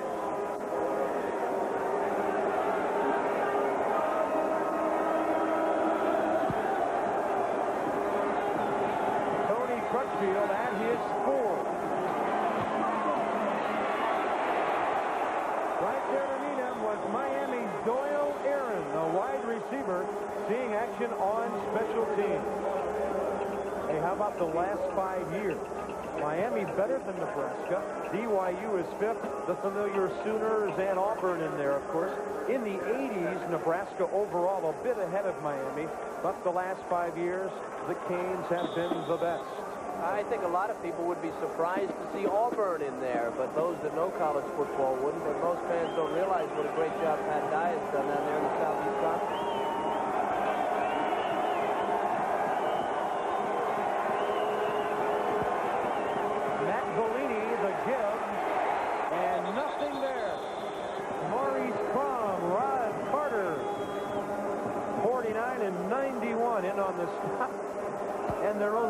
knuckle dance. This guy was drafted by the Chicago White Sox, number 49 in baseball, 14th round.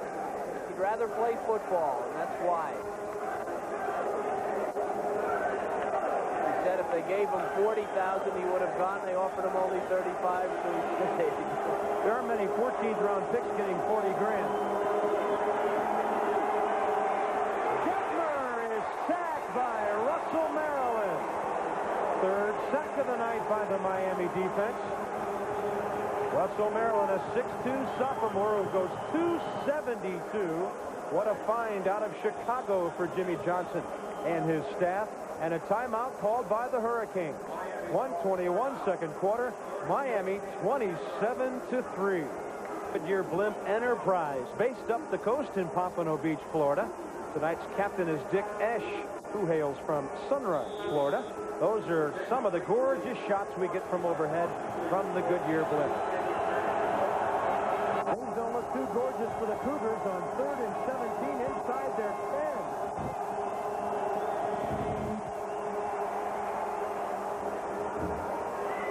And what a catch, Bryce Doman. First down out to the 42-yard line, a 32-yard gain, and what a throw. Tremendous job by the offensive line. Detmer needed all day to throw this ball, and that's what he got from the offensive line, picking up everybody. You can see Maryland never even got close. Detmer got his lunch after he threw it, but look at this throw. Doman, tremendous concentration and out of bounds. First down. Charles Farms, number 2, the last man to have a shot at it, got there an instant too late. Greg Mark pressuring the quarterback, and Detmer hits Bryce Doman again. Doman, a 6'1 freshman from Salt Lake City. They like him because of his speed. Jeff Franson is the starter over there, but the coaches have not been very pleased with the junior lately, so Doman and freshman Tyler Anderson getting some playing time.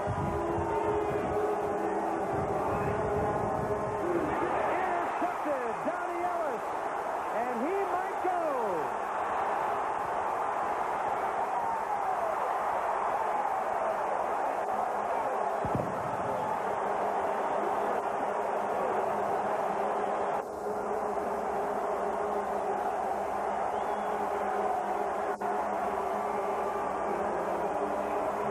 Picked off for the 8th time this year. Donnie Ellis with his 2nd of the season, his first for a score, and Miami leads by 30.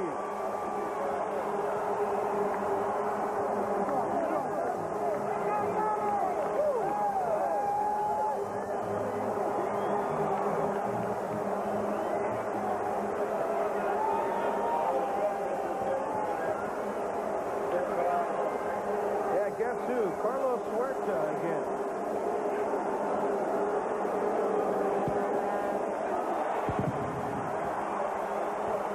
He's 4 for 4, 2 for 2 in field goals, and with 35 seconds left in the second half, the route is on. Well, if you look at Detmer's head from the time he took the snap, and that thing just hung up there, a wobbly pass. He never looked off the receiver, and Ellis, guy that broke his leg in the opener last year against Florida State, could he come back and run 4.5? Yes, he can, and yes, he does. For a 64-yard interception return for a touchdown. And with Donald Ellis putting that one away, Miami has outscored BYU 27-0 in the second quarter. Yeah, back in the first quarter, BYU had a chance to take the lead. First and goal after a blocked punt inside the Miami 10, trailing 7-3. They got no points, and they have paid dearly.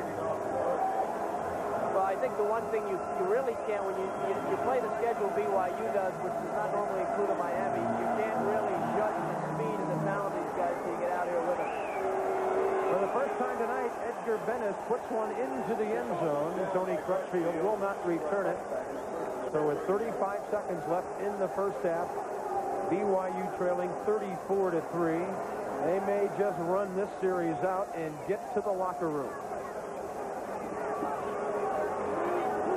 This kind of reminds me of the comparison they make to the Oklahoma Wishbone. When you talk to coaches, as we do before games, and they're going to play Oklahoma, they say, well, we're good against the option in practice, but we can't duplicate the speed and the precision of the Oklahoma wishbone. I think the same is true of the Miami team, both defensively and offensively. Until you get out against the Hurricanes, you don't really know what they're about.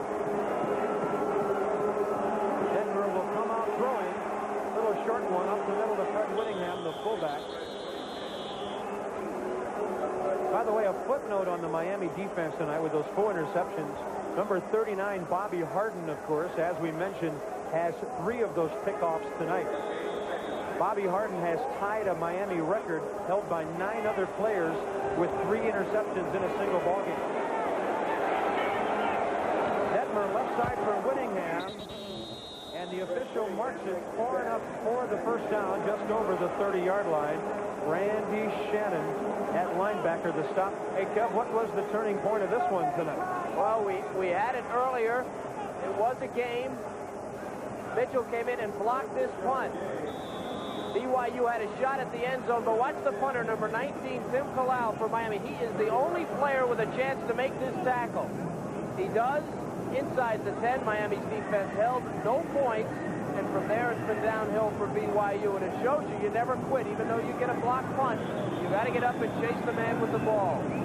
BYU could have taken a 9-3 and a 10-3 lead there with the extra point, but instead they haven't scored since and now suffer a 34-3 deficit.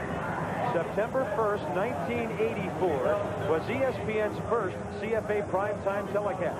The Hurricanes and Florida Gators supplied the dramatics. 47 seconds left. First down and goal to go from the 5. Kerwin Bell looking good. He's got a man. Neal, touchdown!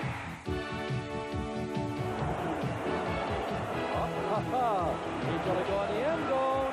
And back to the end zone is Eddie Brown. He's got the touchdown.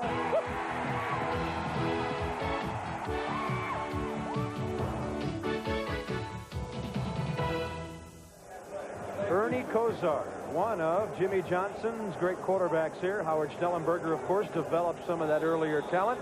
And tonight, of course, we conclude our 5th year of CFA football. We're proud of that and happy to be back next year as ESPN kicks off its 6th season of CFA college football. Last play of the first half, and it's a sack for Greg Mark.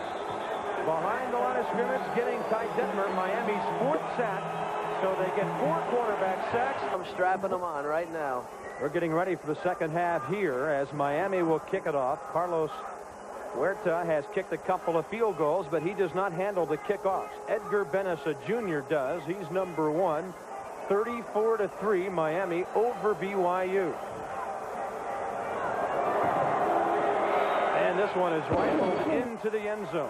A yard deep, and Tony Crutchfield will bring it out, and he won't bring it out far. Wrapped up by Charles Farnes, that freshman safety, seeing action on the special teams. Okay, Bob, here, of course, with Jimmy Johnson. Coach, your players realize that not just a victory, but a convincing victory gives you more ammunition for the pollsters. Oh, yeah, we're not concerned about convincing victory. We're not concerned about pollsters. All we want to do is go out there and play well. It's important for our football team to play well every time they walk on the field, regardless of the situation, regardless of the score. Okay, thanks very much, Bob. Chris Fowler moments ago with Jimmy Johnson, and now the Cougars have to get that drive started here in the 3rd quarter. Ty Detmer, the freshman, is the quarterback, and he hits number 19, Matt Odell, on a slant in, and Odell has his 2nd catch of the night. Let's talk about statistics in the first half of play. Each team with 12 completions. Miami with more yards, also more rushing and more total yards. But BYU ran more plays and had the ball more, Kevin. Yeah, but the thing that doesn't show in the statistics is the trouble that Brigham Young had close in the red zone, getting into the end zone. Cost them the game, probably. Detmer with a draw play to Mike Salito. And he is wrapped up by Greg Mark. Mark out of New Jersey has come south and has established himself already as an outstanding defensive end in his junior year. Used to play a little tackle, likes defensive end because he doesn't have to take the punishment that he did at the other position. also played some outside linebacker, and now it'll be 3rd and 4.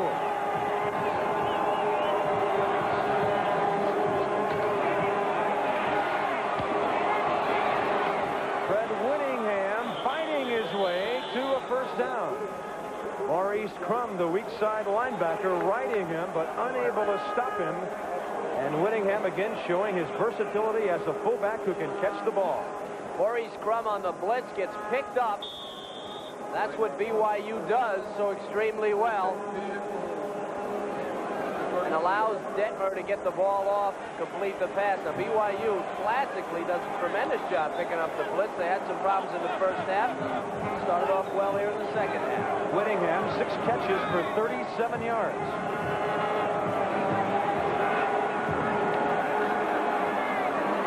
Detmer hitting Odell on a slant.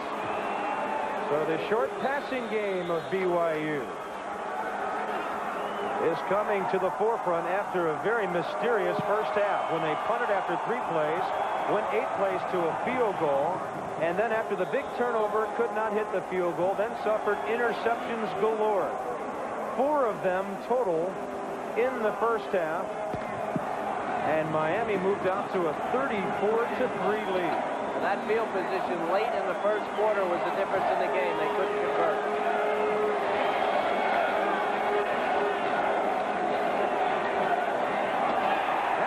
Intercepted. Is he in bounds? Yes, sir. Bubba McDowell. At least the initial call says he was. The receiver appeared to be running a pattern out of bounds. Now they're going to bring it back. The officials evidently have overruled the initial call, and he has been ruled out of bounds, has Bubba McDowell. Looks like a ballet dancer here. Detmer again probably shouldn't have thrown this ball. Bubba's the only one who can get it. If the inside foot had come down first, he would have been in bounds, but it was the outside foot. Nice play, though. Solito and Matt Bellini, the backs, on 3rd and short. They will split as Detmer throws. Wobbly into the ground. Intended for Solito. Randy Shannon on the coverage. BYU facing 2nd and short, unable to convert 2nd or 3rd down, and the head coach obviously very unhappy. I think that ball was tipped, Bob. Had the trajectory to indicate it was. Pat Thompson will kick it to Darrell Spencer.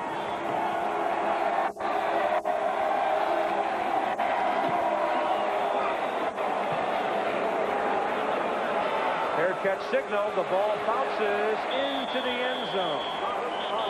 Good pressure on the kick, but he got it away. Miami had good pressure on the kick by Robert Bailey. And a flag on the play. That ball was 65 yards in the air. That's why he's an All-American. What a punt. Yeah, they say the rolls aren't what get him his average of 44.7. That is through the air. And not in the altitude either. Usually those mountain kickers, they get some help from the altitude. Holding on the receiving team. Post-scrimmage enforcement. The first down. Let's check the Miami first half possessions. Their defense did a lot for them late. Their initial drive went 8 plays for a touchdown. Cleveland Gary scored negative yardage and a kick twice in a row there. Then they got a few yards and kicked it, and then a dozen plays for a touchdown by Cleveland Gary again, and then another TD, the field goal, and the field goal. So a real rush of points late for the Hurricanes. But you can see again, late in that first quarter, you can see those negative yardage, and that was where BYU was controlling the game but couldn't score points. Back at the 10-yard line. On first down, Leonard Conley, the sophomore halfback out of Tarpon Springs over on the west coast of Florida, is the carrier. Dwayne Johnson, outside linebacker, the man who makes the stop. Jimmy Johnson, 80 career wins now at Oklahoma State and at Miami against 34 losses and 2 ties. 50-9 at Miami.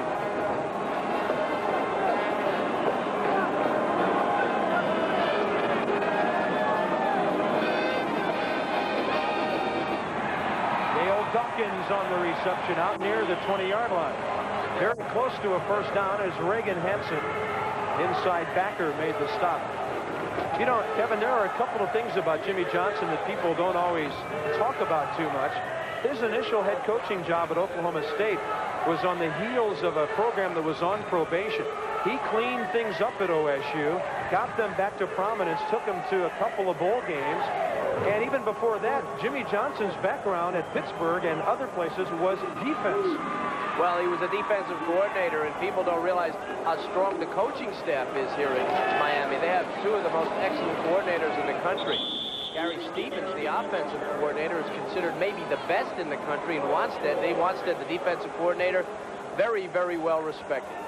His arrival a couple of years ago coincided with Miami getting into the top 10 in the nation in offensive and defensive categories. Well, defensively, they have proved every single year since Wanstead has been here, until finally this year, I believe they're second against the rush and the pass nationally.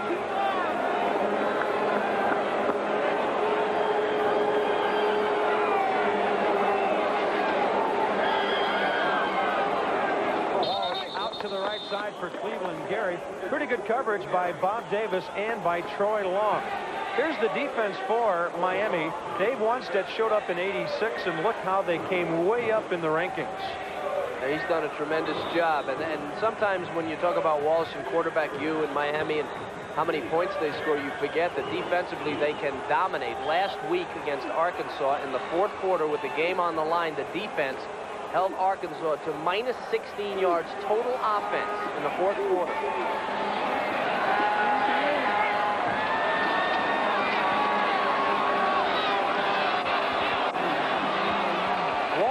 Completes it to Rob Jasinski, the tight end, a sophomore out of Toledo, formerly a starter, backing up Randy Bethel at the moment, makes a fine catch in traffic. Jasinski with the big catch, but Walsh, this is absolute dominance by the offensive line. And a little help by Conley there with a block, and Walsh threads the needle at the end. Jasinski makes a tremendous catch. Why is Miami so tough? They have the great quarterback. They do a super job with the tight end. And he's also very accurate. Steve Walsh put it right in there despite good coverage by Tony Crutchfield, who was all over Rob Jasinski. You know, just another footnote on the Hurricanes defensively. Ask Oklahoma if they can play defense. They've stopped the Sooners' wishbone several times. Pass interference on the defense. First down. And to stop Oklahoma, Tom Osborne used some Miami wrinkles on his defense a couple of weeks ago in Norman and beating the Sooners 7-3 to go to the Orange Bowl. Forget about the pass is the basic key to beating Oklahoma and stop that running game. And you need the athletes, too. You have to have tremendous speed. Miami has always had that defensively. Makes and play action all over the place. And it's picked off by Scott Peterson. Down the far sideline and out of bounds inside the 30-yard line of Miami as BYU gets the turnover it's looking for. A 25-yard return by Peterson, who gets his 4th interception of the year. BYU takes a page out of the Miami book. Peterson just waiting on Walsh. 225-pound safety steps in front of Jasinski, and then see who makes the tackle. With his shoulder, that was Walsh, not his throwing shoulder. Scott Peterson, Chester, California.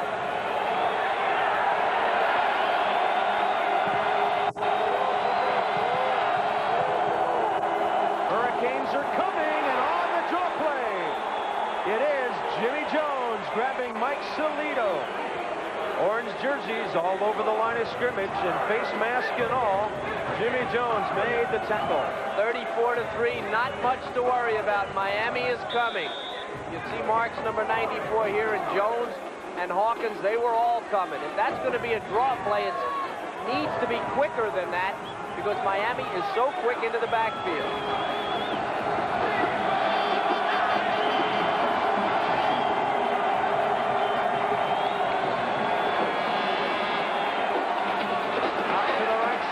For Fred Whittingham.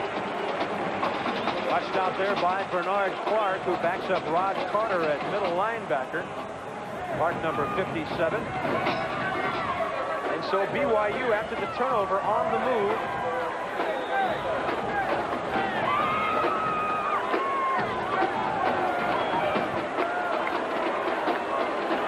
The ball will be down to the 27-yard line.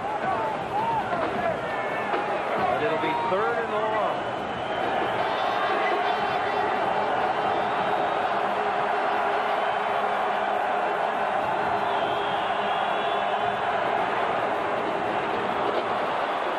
Detmer had to get rid of that ball because Bill Hawkins was running a straight line toward him.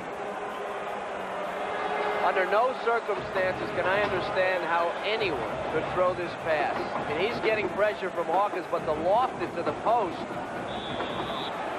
Throw it away, but don't throw it like that down the middle of the field. He threw a balloon right to the center of the defense. Fortunately, there wasn't anyone there, including BYU receivers. It's 4-down territory for BYU on 4th and 10.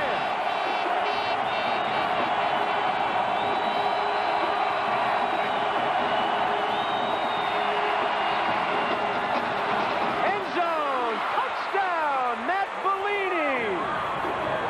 He fought off Bobby Harden. There is a flag lying a yard deep in the end zone. It's going to be a 27-yard completion. Yeah, probably defensive pass interference. What a catch by Matt Bellini. Pass interference on the defense.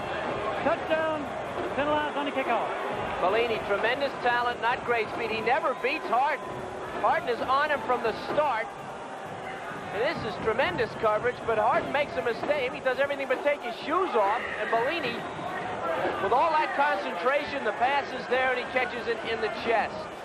That's just tough receiving. Jason Chaffetz pulling it to the left, but getting it in there. He is 35 of 37 with points after. BYU on the board, but still down by 24. College football on ESPN, brought to you by Jeep. There's a feeling you can get only in a Jeep. By Bud Light, everything else is just delight. And by Stanley Works. Stanley helps you do things right. Welcome back to the Orange Bowl in Miami.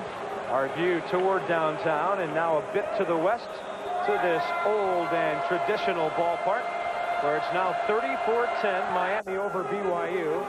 The pass interference assessed on the kickoff, and BYU's Earl Kaufman, not Jason Chaffetz, who kicked the point after, just goes right ahead and kicks the ball into the end zone.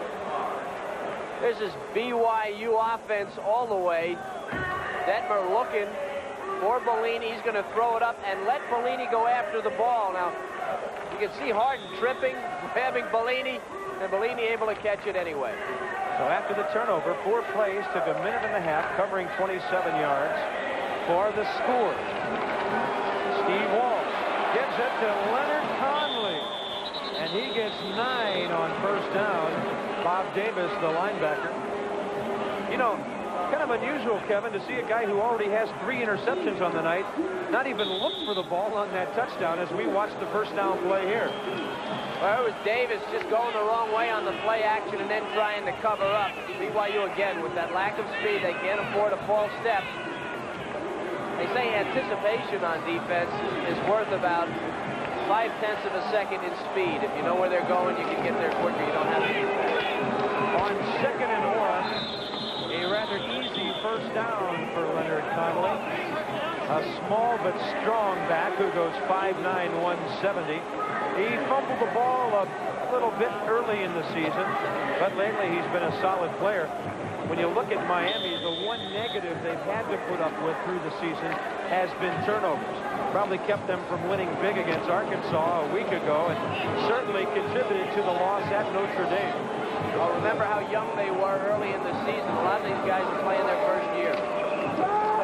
Walsh on first down, out to the left side for Dale Dawkins. Eric Ferguson at right corner, closing on him.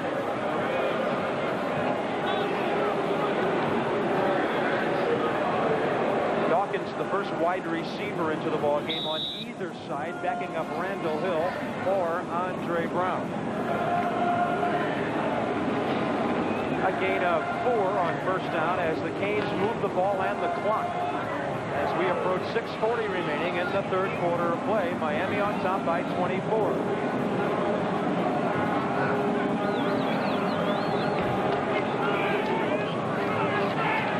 Out to the right side, there is Andre Brown. Tackled high by Brian Mitchell. The crowd didn't like it.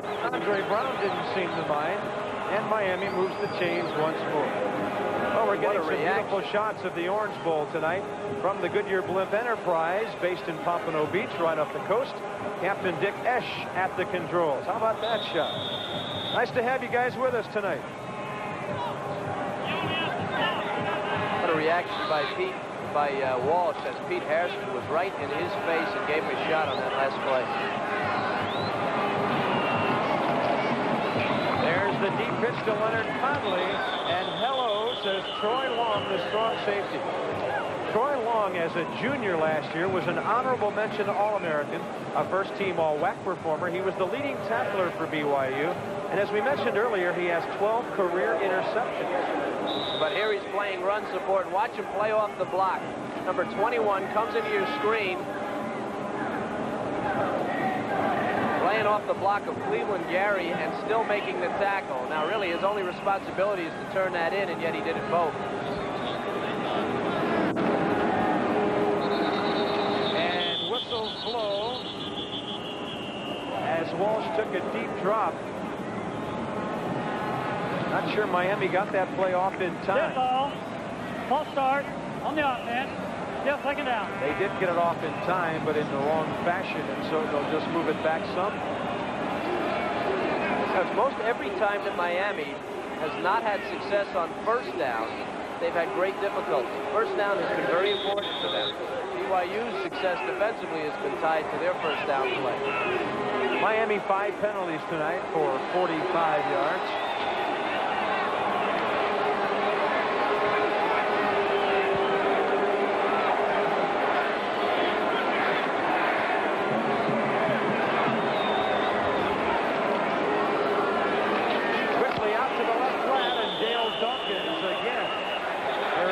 On him.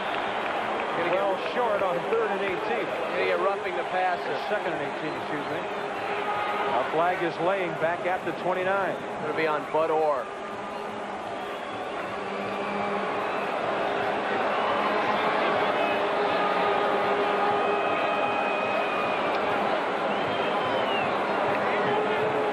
Roughing the passer on the defense. 15 yards, first down. It's a shake-your-head night for Lavelle Edwards, whose team had a chance to be right in the ball game and even have the lead early. Wasted a big opportunity in the first quarter. Sean Covey, number 10, the starting quarterback, is out of the game. Edwards going with his freshman. Right now, trying to get it done defensively. Kevin, we talked earlier about the few number of sacks given up by this Miami offense. We touched on it at LSU a couple of weeks ago.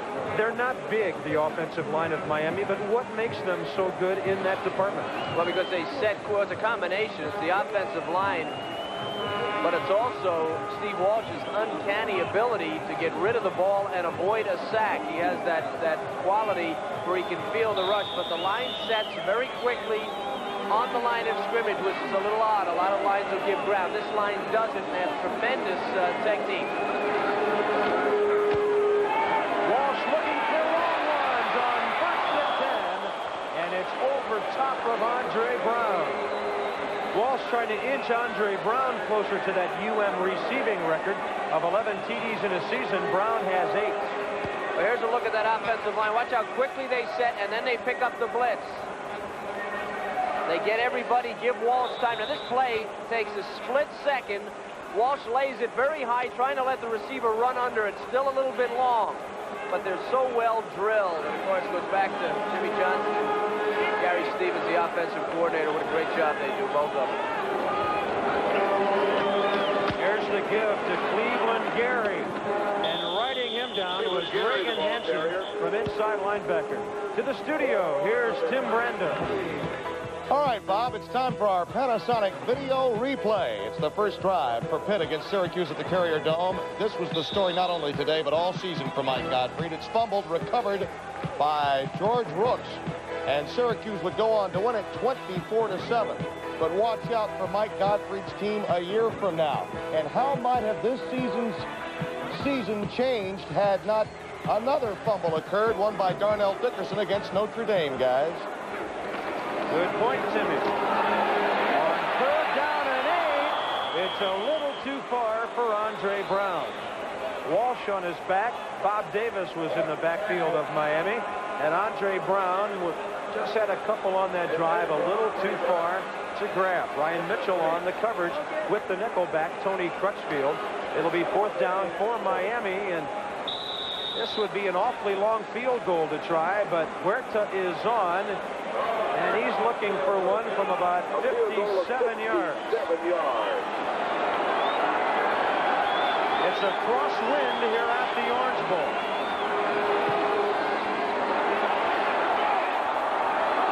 Straight enough, but a little bit short. So with 3:38 remaining in the 3rd quarter, it's still Miami 34, BYU 10. Defensive line, there's their coach, Tony Wise, who was with Jimmy Johnson at Pittsburgh and at Oklahoma State. They're always doing a great job for quarterback Steve Walsh. He credited them as much as anyone with his high voting in the Heisman, but he didn't win it. Barry Sanders did, and now it's BYU with the football at the 40. Miami leads it 34-10. Detmer with a quick look into Matt Bellini. He dances his way inside the 35 of the Hurricanes with Bubba McDowell holding on. A 30-yard gain on 1st down. There's 2 things you need to make this work. You need an accurate pass and a guy with a lot of nerve. And that's Bellini catching that ball in the middle of a bunch of linebackers. He's probably saying to himself, if only I could run a little faster. Yeah. Fast enough. About a 3.240 maybe. Yeah, he's not running away from those guys. No, sir. 3:10 left, 3rd quarter. As they work the draw to Mike Salido, and hello, says Randy Shannon, with help from Russell Maryland. Numbers 22. Jimmy Jones, 63, also in there. A 1-yard gain on that play. Fred Whittingham will check back in as Mike Salido leaves, so they flip-flop fullbacks, does BYU. 29. First time the teams have ever met. They'll meet again at the opener in Provo, September 8th of 1990. There's Whittingham. Little late help there from Randy Shannon after the initial stop was made by Donald Ellis to the sidelines. Here's Chris Fowler. Okay, Bob, not the sidelines, but underneath the end zone, outside the locker room, that the Big 8 champions call home once a year. Now, that'd be the Huskers coming out of here on January 2nd. Remember, the last time they played in this game was 1984. They lost to Miami 31-30 in that classic game with the failed 2-point conversion as Howard Schnellenberger and Bernie Kosar won the national championship. Back up to Bob and Kevin. Our halftime guest, Tom Osborne, did not go for the tying field goal that night, which might have been a national championship. Down the field, Chuck Cutler. Near the 10, Bobby Harden knocks him down, and BYU is on the move through the air. You're going to have quarterbacks that don't have rocket arms and receivers that can't run. The quarterback better be accurate, and the receiver better be ready to take a hit. Look at that. What a catch by Cutler and a good hit by Harden. But BYU closing in.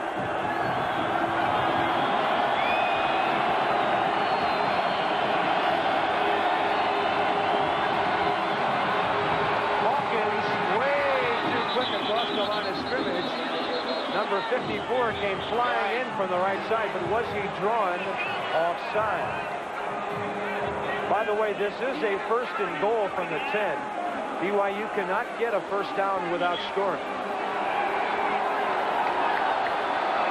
Offside on the defense. That'll make it a little bit easier on 1st and goal. Well, this has been the problem for BYU tonight. we'd have a ball game had they scored on a couple of these in the end of the first quarter. Well, a couple of explosive teams getting together. A rout can turn into a ball game in a hurry. So it'll be first and goal now at the 5. Whittingham will leave. Solito will check in at fullback, evidently bringing in a play from offensive coordinator Roger French. Solito is also a little bit quicker than Whittingham. Bellini is out to the left with Matt Odle.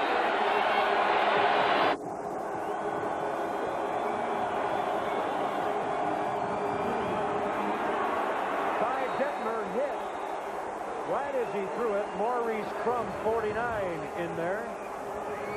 He threw it out in the general direction of Matt Odle, who was out there with Matt Bellini, and a quick decision by Detmer to get rid of it as he was in trouble. Well, I said this early in the first quarter. Whatever they do down here, they better do it quick. Shuttle system still in effect as Whittingham checks back in at fullback from the far sideline. BYU has to score here to have any chance in this game.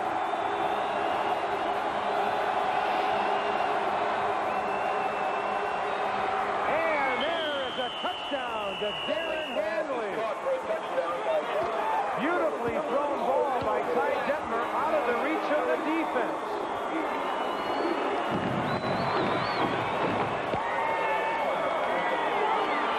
Handley is the tight end on the right side. He's going to run on Shannon now, just right across the goal line. Shannon stops running to jump. And that creates the space for Handley to catch the ball. Again, Detmer, this is a terrific pass by Detmer. Couldn't have been better. Over Shannon's reach to Handley, who gets his foot in. Touchdown, BYU. Jason Chaffetz for the extra point. Right down the middle. And it's 34-17 with 52 seconds left in the third quarter. Now BYU has scored 14 unanswered points.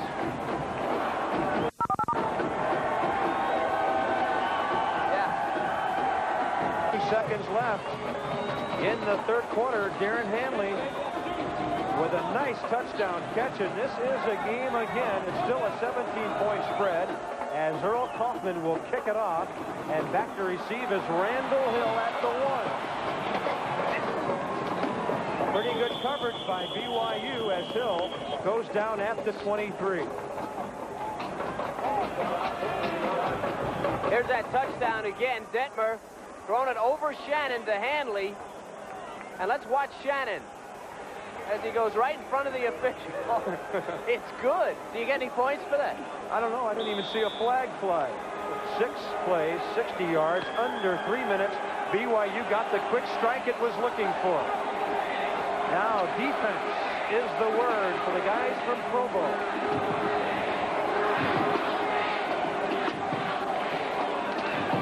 And they get it on first down as Fred Highsmith is stopped. Wrapping him up, Troy Long, who's really playing strong from strong safety. Also, number 50, Reagan Hansen. We're in the last 30 seconds now of the third quarter. Reagan Hansen, number 50, he never hesitated for 1 second. Read it right through the hole. He slowed it up. And here comes the rest of the defense. And Miami fans are going to hate me for this, but I have to talk about the Maryland game that I was here a few years ago where they led big at the half. What, 31-0? Yeah, something like that. Out to the left side, and a dandy grab by Dale Dawkins. That will be the final play of the third quarter as the junior goes tall near the sidelines to pull one down.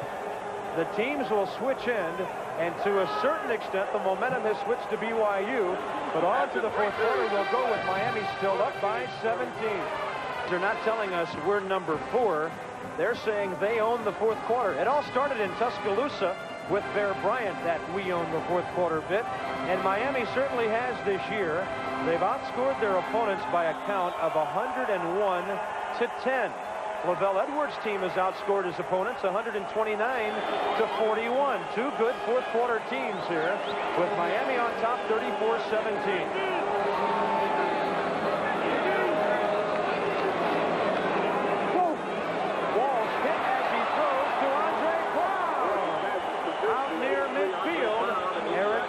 On the coverage, but Andre Brown at 6'3", 212 catches his 9th pass of the night. BYU gambling, man coverage. Ferguson trying to cover Brown. He never gets there. And Walsh again delivers the ball so quickly and so accurately that the slightest mistake in coverage turns out to be a big play. Andre Brown, 9 catches for 130 yards. And here goes Cleveland Gary. Running right into the back of Andre Brown as he gets across midfield inside the 45 of BYU. Chad Robinson finally in on the stop. But Cleveland Gary running hard. Football News named him a first-team All-American for this '88 season when he's up over 1,000 yards when you put his rushing and receiving stats together.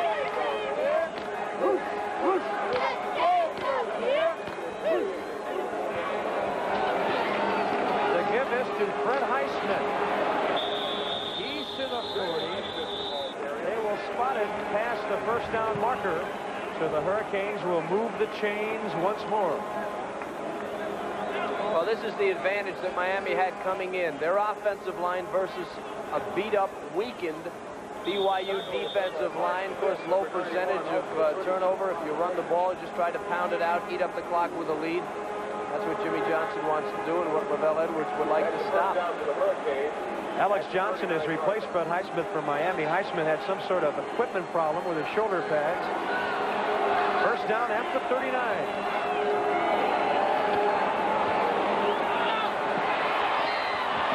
Picked off by Eric Ferguson, but he is out of bounds. Alex Johnson down the far sidelines against number 7 of BYU. This is a break for Miami. Ferguson sitting back there waiting, trying to keep those feet in. No chance. He was out of bounds. Steve Walsh tonight, 18 for 31, 1 picked off, but he's thrown for 219 yards. Has a touchdown pass tonight. There's Cleveland Gary again. Holding on for dear life is Tim Knight. We haven't talked much about Tim. He's playing with a sprained ankle and was not expected to play much. Normally the nose guard starter, Mark Smith, in his place tonight. Knight, a 6'5", 270 senior. Out of Idaho. He didn't need his ankles for that one. Just had to hold on, huh? He's hobbled with that sprained ankle, but can play evidently. Big play here, Bob. Yeah, 3rd and 8. They stop him here. A lot of time left in this 4th quarter.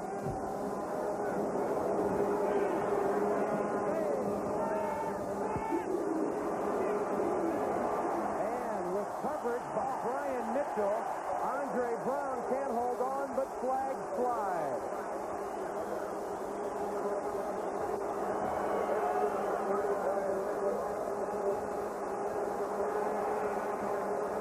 Pass interference on the defense.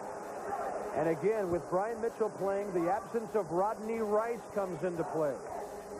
Oh, they're going to call it. You can see it. It is interference on Mitchell. Mitchell's night started real well with a block kick. Since then, they've been picking on him, and that's the reason they've been picking on him. Rodney Rice, arguably the best defensive back that BYU has, broke his arm, 2 bones in his arm early in the game, and Mitchell has had to come in to fill in for him.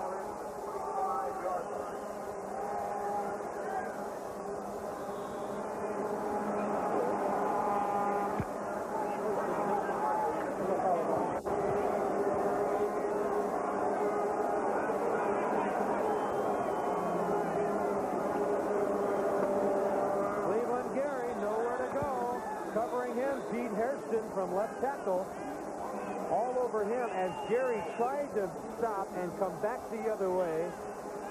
Pete Hartston met him head on, and he just slid down under him, and so BYU's defense, despite the penalty, playing well. Harrison was a big-time recruit coming out of high school.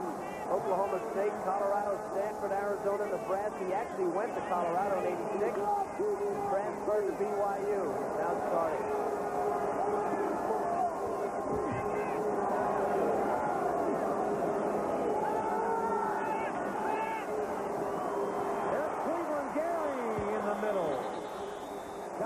From Regan Hansen and got a couple of more yards. Cleveland Gary, the all-time #1 receiver at Miami for a running back. watch Fred Highsmith. They lined up in trips to the right side. Now Highsmith playing actually a slot position, picking up Robinson just in time. Gives enough time to Walsh to get the ball over the middle. There you can see the end of the play.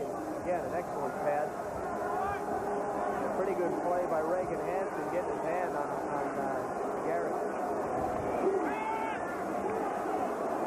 On the 10th play of the drive, Walsh to the end zone. Intercepted by Eric Ferguson. Andre Brown right at the corner flag, and luckily for BYU, the officials ruled Ferguson's momentum took him into the end zone. That means they'll be at the 20 instead of just outside the goal line. Ferguson with his first interception of the season. I have to tell you, Ferguson is beat on this play so badly. Right there, he's way off the ball. He closes. Look at how far he was beat. What a catch. That's just tremendous recovery by Ferguson. He's from Snow Junior College in Utah, transfer. Good player. Hey, Lavelle Edwards and his defensive coordinator, Dick Phelps, have to be happy right now. They're back in the game. Draw play to Fred Whittingham. And he's out over the 35. Bubba McDowell, the cornerback, had to make the tackle after a 19-yard draw play to the fullback. 300-pound John Hunter, Warren Wheat. On the left side of that line, it's a little bit of a counter, like the counter tray the Redskins run. They clean it out. And here comes Whittingham. Not a lot of great speed, but these guys are big. They can't run outside, but they can block down the middle. They get it done there.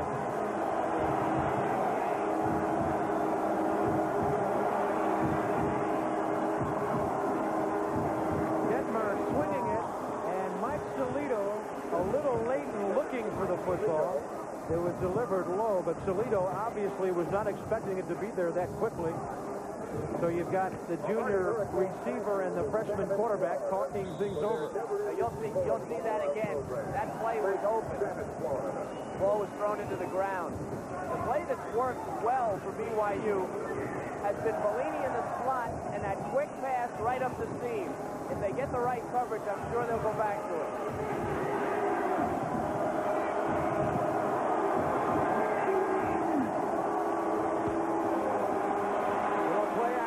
To the right side, and Randy Shannon had a chance to pick it off, and he had nothing but green facing him if he holds on.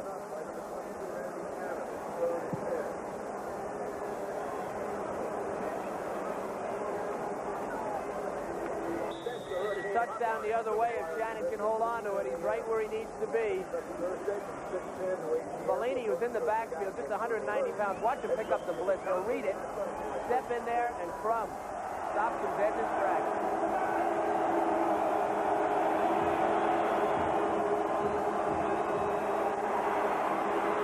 Flag fly as Detmer runs for the first down into Miami territory beyond the 40.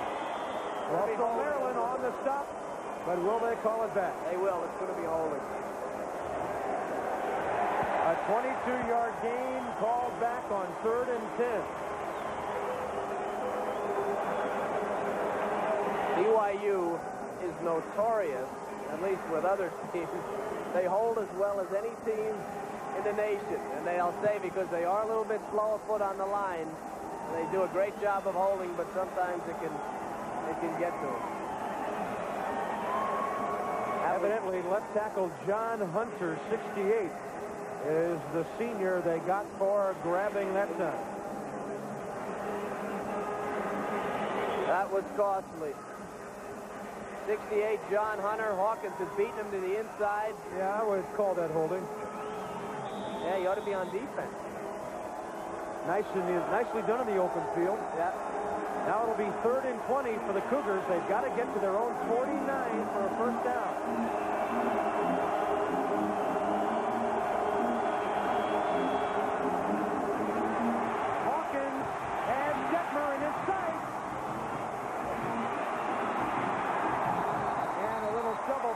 Toward Whittingham will go incomplete as Greg Mark and Russell Maryland were there, but it was Bill Hawkins who destroyed the play right from the start. as he beat John Hunter again.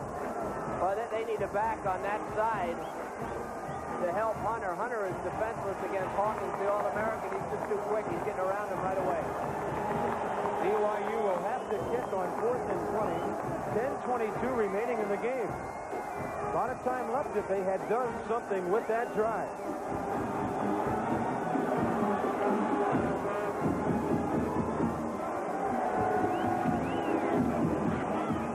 Oh, Pat Thompson hits one high. All the way down to the 26. Darrell Spencer takes it right there, and he is smothered. A 45-yard kick, -3 on the return. Miami still on top, 34-17. Prime time CFA football is brought to you by the Heartbeat of America, today Chevrolet.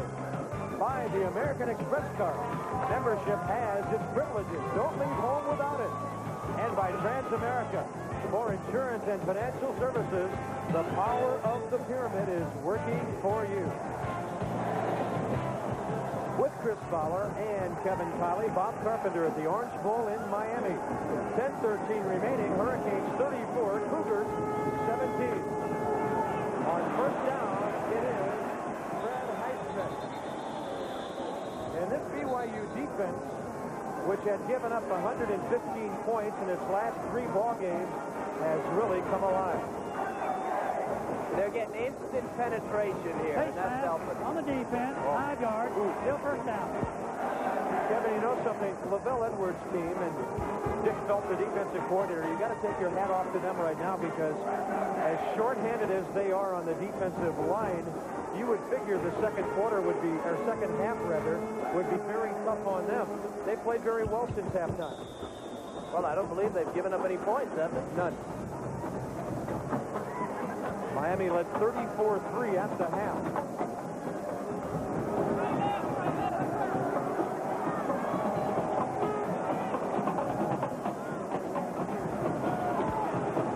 Here's Highsmith again. Nothing there as he was met by Mark Neal. Mark's the 6'4" junior out of San Francisco who helps out Dwayne Johnson at outside linebacker.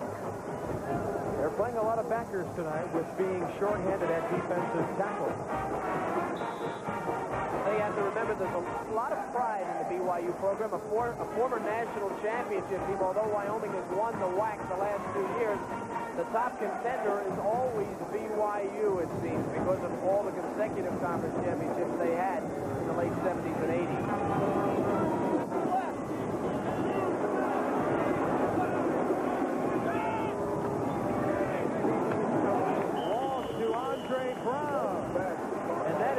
Number 10 for Andre here tonight. The team record for a game is 12. Coming up after our game, we'll go back to Sports Center where Bill Patrick and Charlie Steiner are standing by to update your day. Then it's down to the wire. A tribute to Barry Sanders as we take a look at the 1988 race for the Heisman Trophy. Barry is getting ready for a ball game in Japan against Texas Tech that will be starting momentarily.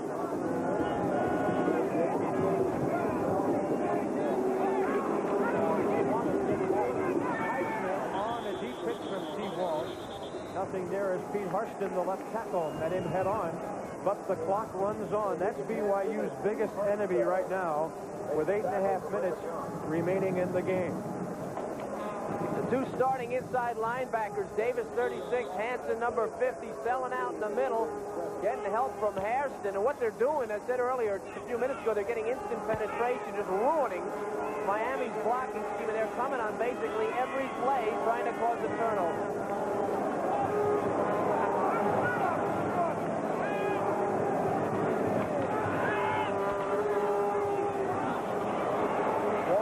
Up over the top of everyone. Out in the pattern was Andre Brown. He got cut off way before where that pass fell as we watch the BYU coverage. Well, here they come trying to get outside Bethel. There's nothing there. Walsh is reading it out and up. This is Andre Brown on Ferguson. Now he goes to the sideline.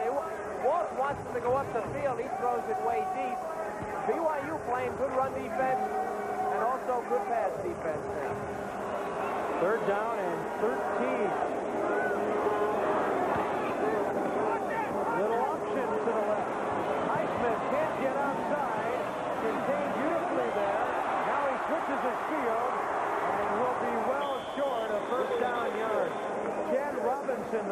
got outside to contain the play. Then it was up to the pursuit. That's what they say now. If you have a defense that's not quick of foot and they're well drilled, anticipation, and that's exactly what BYU is doing in the second half. They're not quick. They may be even slower than they were in the first half, but they're reading and getting there quickly, and that's what Robinson did. That's pretty good defense. Tim Kalau will kick it. He spun it twice for 38 yards. Running back Michael Bryan is back inside his own 25. BYU went for the block, and this is going to be tough to return. So the fair catch inside the 20 on a nice 44-yard kick by Tim Kalau.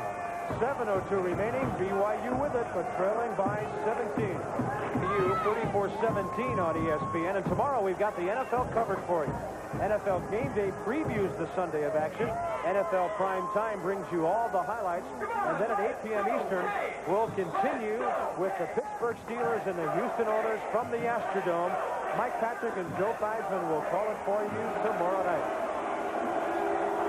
BYU needs a quick scoring drive with 7:02 remaining. Detmer. This one could be intercepted. And it is by Bernard Clark. He got his receiver right in the shoulder pad, and Clark has his second interception of the year.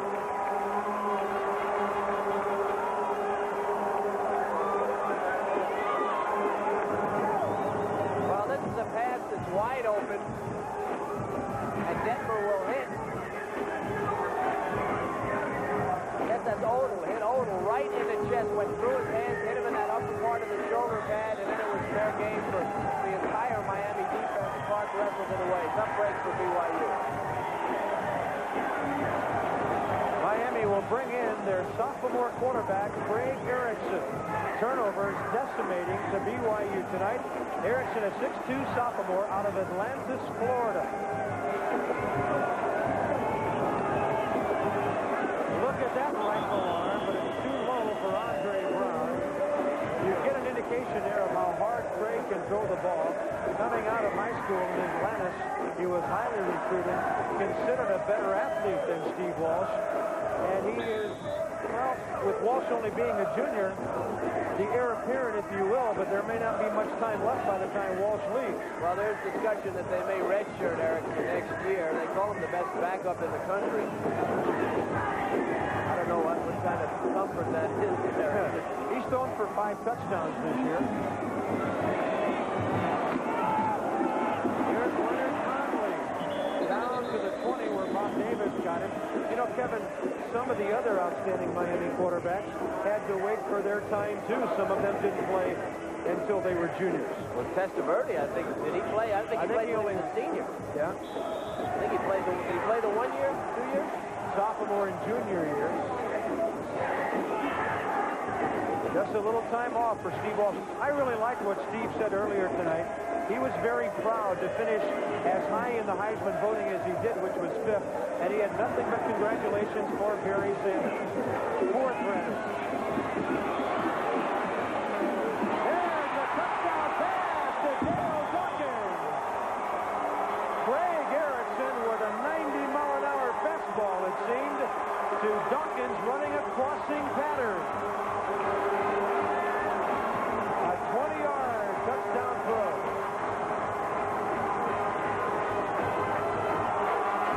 Nice job by the offensive line, and then Erickson will do something that most backups don't. Watch him settle and then step to his right, avoid the rush. Still the accuracy to Dawson, and poor Brian Mitchell, after that block punt, they made him pay tonight. Burned again.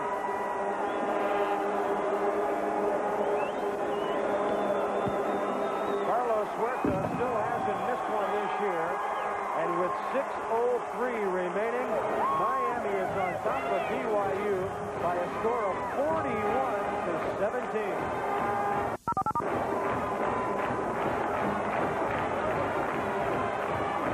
Good offensively. Kevin, you can't give them 24 points by making mistakes when you're on offense. Well, Bobby, they didn't give him 24 points. They just gave him the ball. The Miami did the rest. Well, and Lavelle looks like he could have seen the monitor there. That's right. This team reminds me, the only other team I've seen that would make you as nervous when you turn the ball over is Oklahoma. It just seems like every time you turn it over, they go crazy with it. On the kickoff, BYU's number 25 is Sim Tishia, and he returns it. He was the short man as the ball is up near the 35-yard line where the Cougars will start there. You know, with Miami having such another fine season and the controversy of whether they would be number one if they beat Nebraska and if West Virginia beat Notre Dame, the talk comes up again about the polls in the national playoff.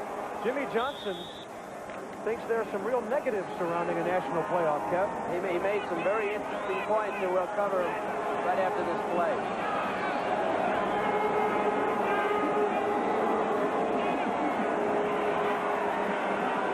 Nice pass up the sideline.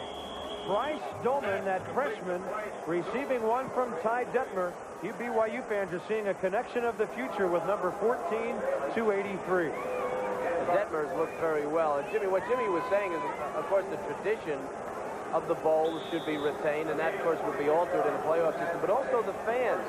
If you had a 3 or a 4-game playoff, which game the fans would have to pay and travel to these games? They would not be home games. And which game would they go to? You'd have to guess how far your team would go. You couldn't afford it. Not many people have thought about the fans in that discussion. There's a fumble. Falling on it is Darren Hanley, the tight end. Pressure by Russell Maryland on the quarterback, and alertly Darren Hanley right there. Number 88 fell on the football. There also is some discussion about a game after the final bowl game, like a super game. A winner-takes-all type thing. Suppose West Virginia was to lose to Notre Dame, or beat Notre Dame, excuse me, and there was some discussion about West Virginia and Miami, who would be number one. Supposing Miami beats Nebraska, of course, then you would take the top 2 and play them off. I don't think that is such a bad idea. I think that's an excellent idea. We have to remember these guys are student athletes, too. They've got to go to class in the midst of all that action. Down the middle, there's Chuck Butler, the senior out of Draper, Utah, the all-WAC performer. Not hurt from much tonight. Super pass by Detmer again. Detmer is a kid they expect to go far at BYU. Has tremendous talent. Again, he's just a freshman. Watch the touch on this thing between the zone in the middle of the field. It has to be accurate or it's intercepted. Nice catch by Cutler, but very well thrown.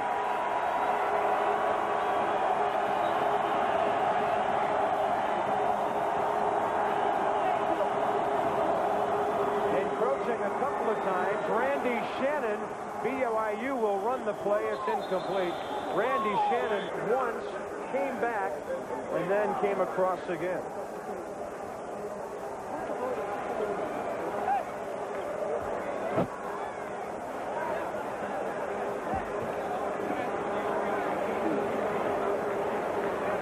Offside on the defense.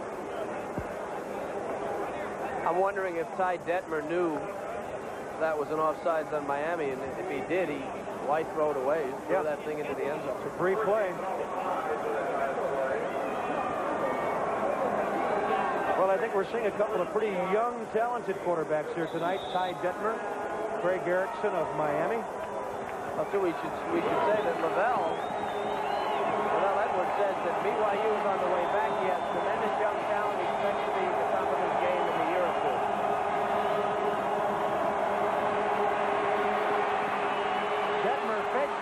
He'll run toward the marker and be met there by Jimmy Jones. You like to see some intelligence in a young quarterback, too, and he wasn't about to take on number 63. He was ready to dive into the turf. That's instinct. Survival. I'm not taking on that guy. It was 1st and 5. It'll be 2nd and 2.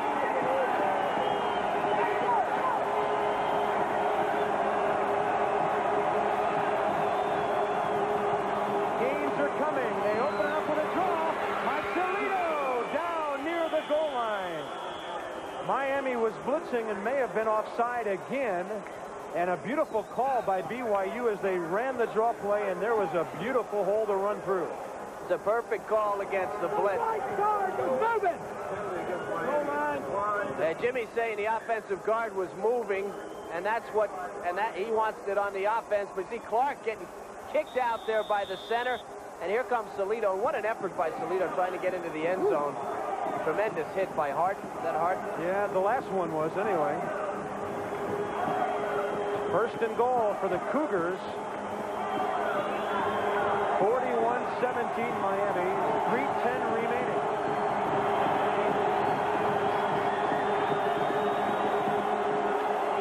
Detmer fumbles it.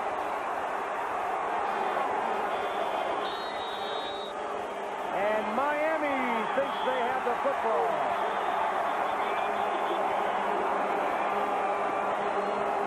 Richard Newbill, the strong side linebacker, racking up the quarterback on the play, and the Hurricanes have recovered as close as they could to their own end zone.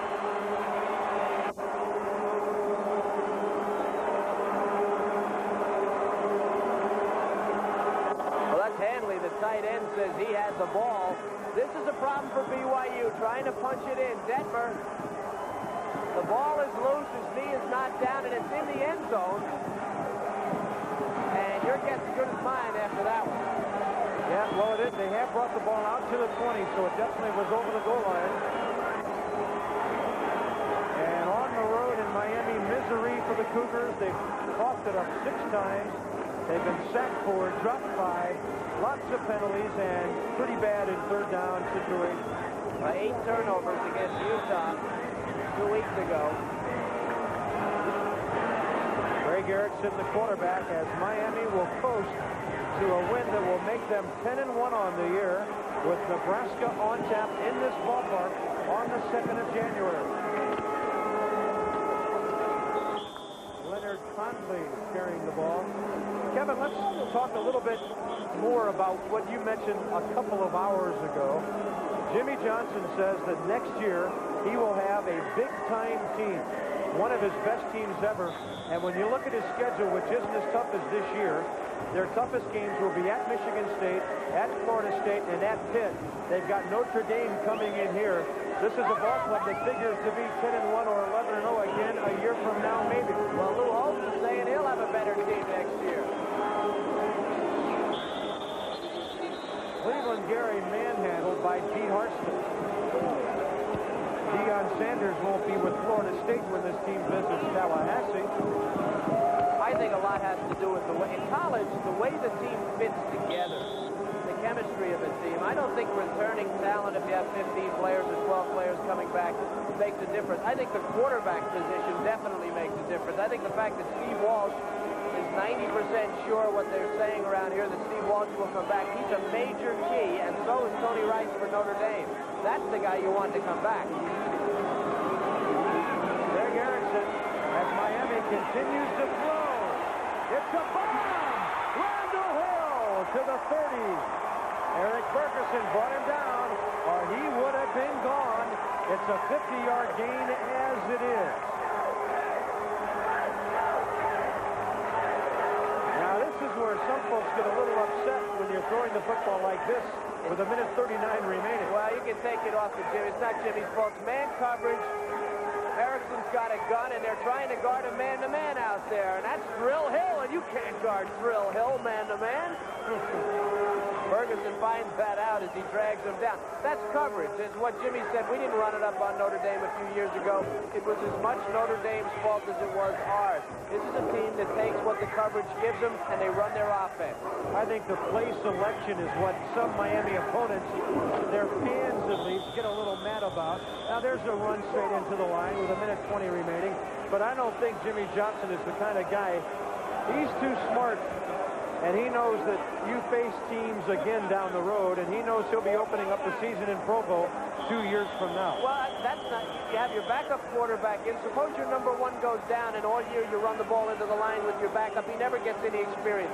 He has to read the defense. He has to take what the defense gives him. Lavelle knows that, and Jimmy knows that. You have to do it.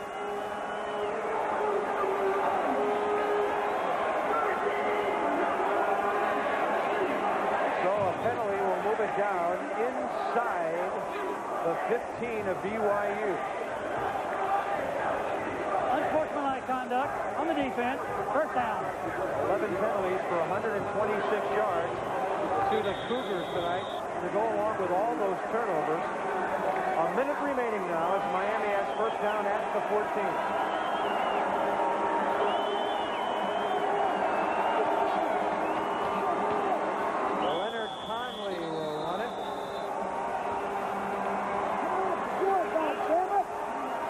BYU will be 8-4 on the year. They gave it a pretty good effort tonight despite some of the problems, but the turnovers killed them. I think the second half says a tremendous amount for the Brigham Young program.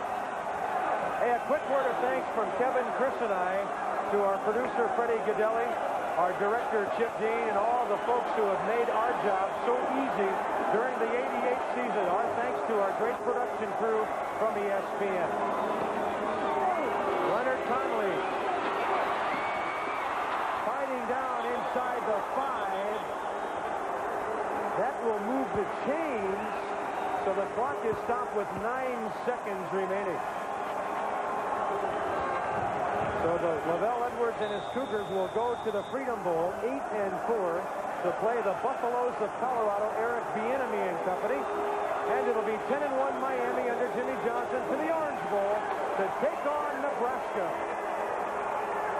Miami 10-1 as the Hurricanes beat the Cougars by a score of 41-17. We'll be back in a moment from Miami to wrap up our regular season coverage on ESPN's Prime Time. These Hurricanes using good offense and good defense to beat BYU 41-17 tonight. And part of that defense came from our Casio player of the game, Bobby Harden, the junior strong safety, with 3 interceptions and 11 tackles on the night. He now has 4 interceptions on the year. His great speed paid off for Miami tonight. Kevin Kiley, your final thoughts on this game as we wrap up our regular season on ESPN. Well, my final thoughts are it's been a pleasure working with you, Bobby. Of course, we have a bowl game coming up and all the guys down in the truck. Miami is an outstanding football team. They've had a great schedule. 1 more to go. Nebraska in the Orange Bowl, and that's dead even as far as I'm concerned. That'll be a whale of a game, as well as Notre Dame, West Virginia. But we're headed to the Holiday Bowl for what I think will be one of the great bowl games, Oklahoma State and Wyoming. Yeah, and we've got the Heisman Trophy winner in Barry Sanders, who's playing right now over in Japan. Coming up after our coverage ends, we'll be going back to SportsCenter, where Bill Patrick and Charlie Steiner are standing by. And then it's down to the wire, a tribute to Barry Sanders, as we take a look at the '88 race for the Heisman Trophy. For Chris Fowler and Kevin Kiley, Bob Carpenter, good night from Miami, where the Hurricanes beat the Cougars. And now, here's SportsCenter with Charlie Steiner and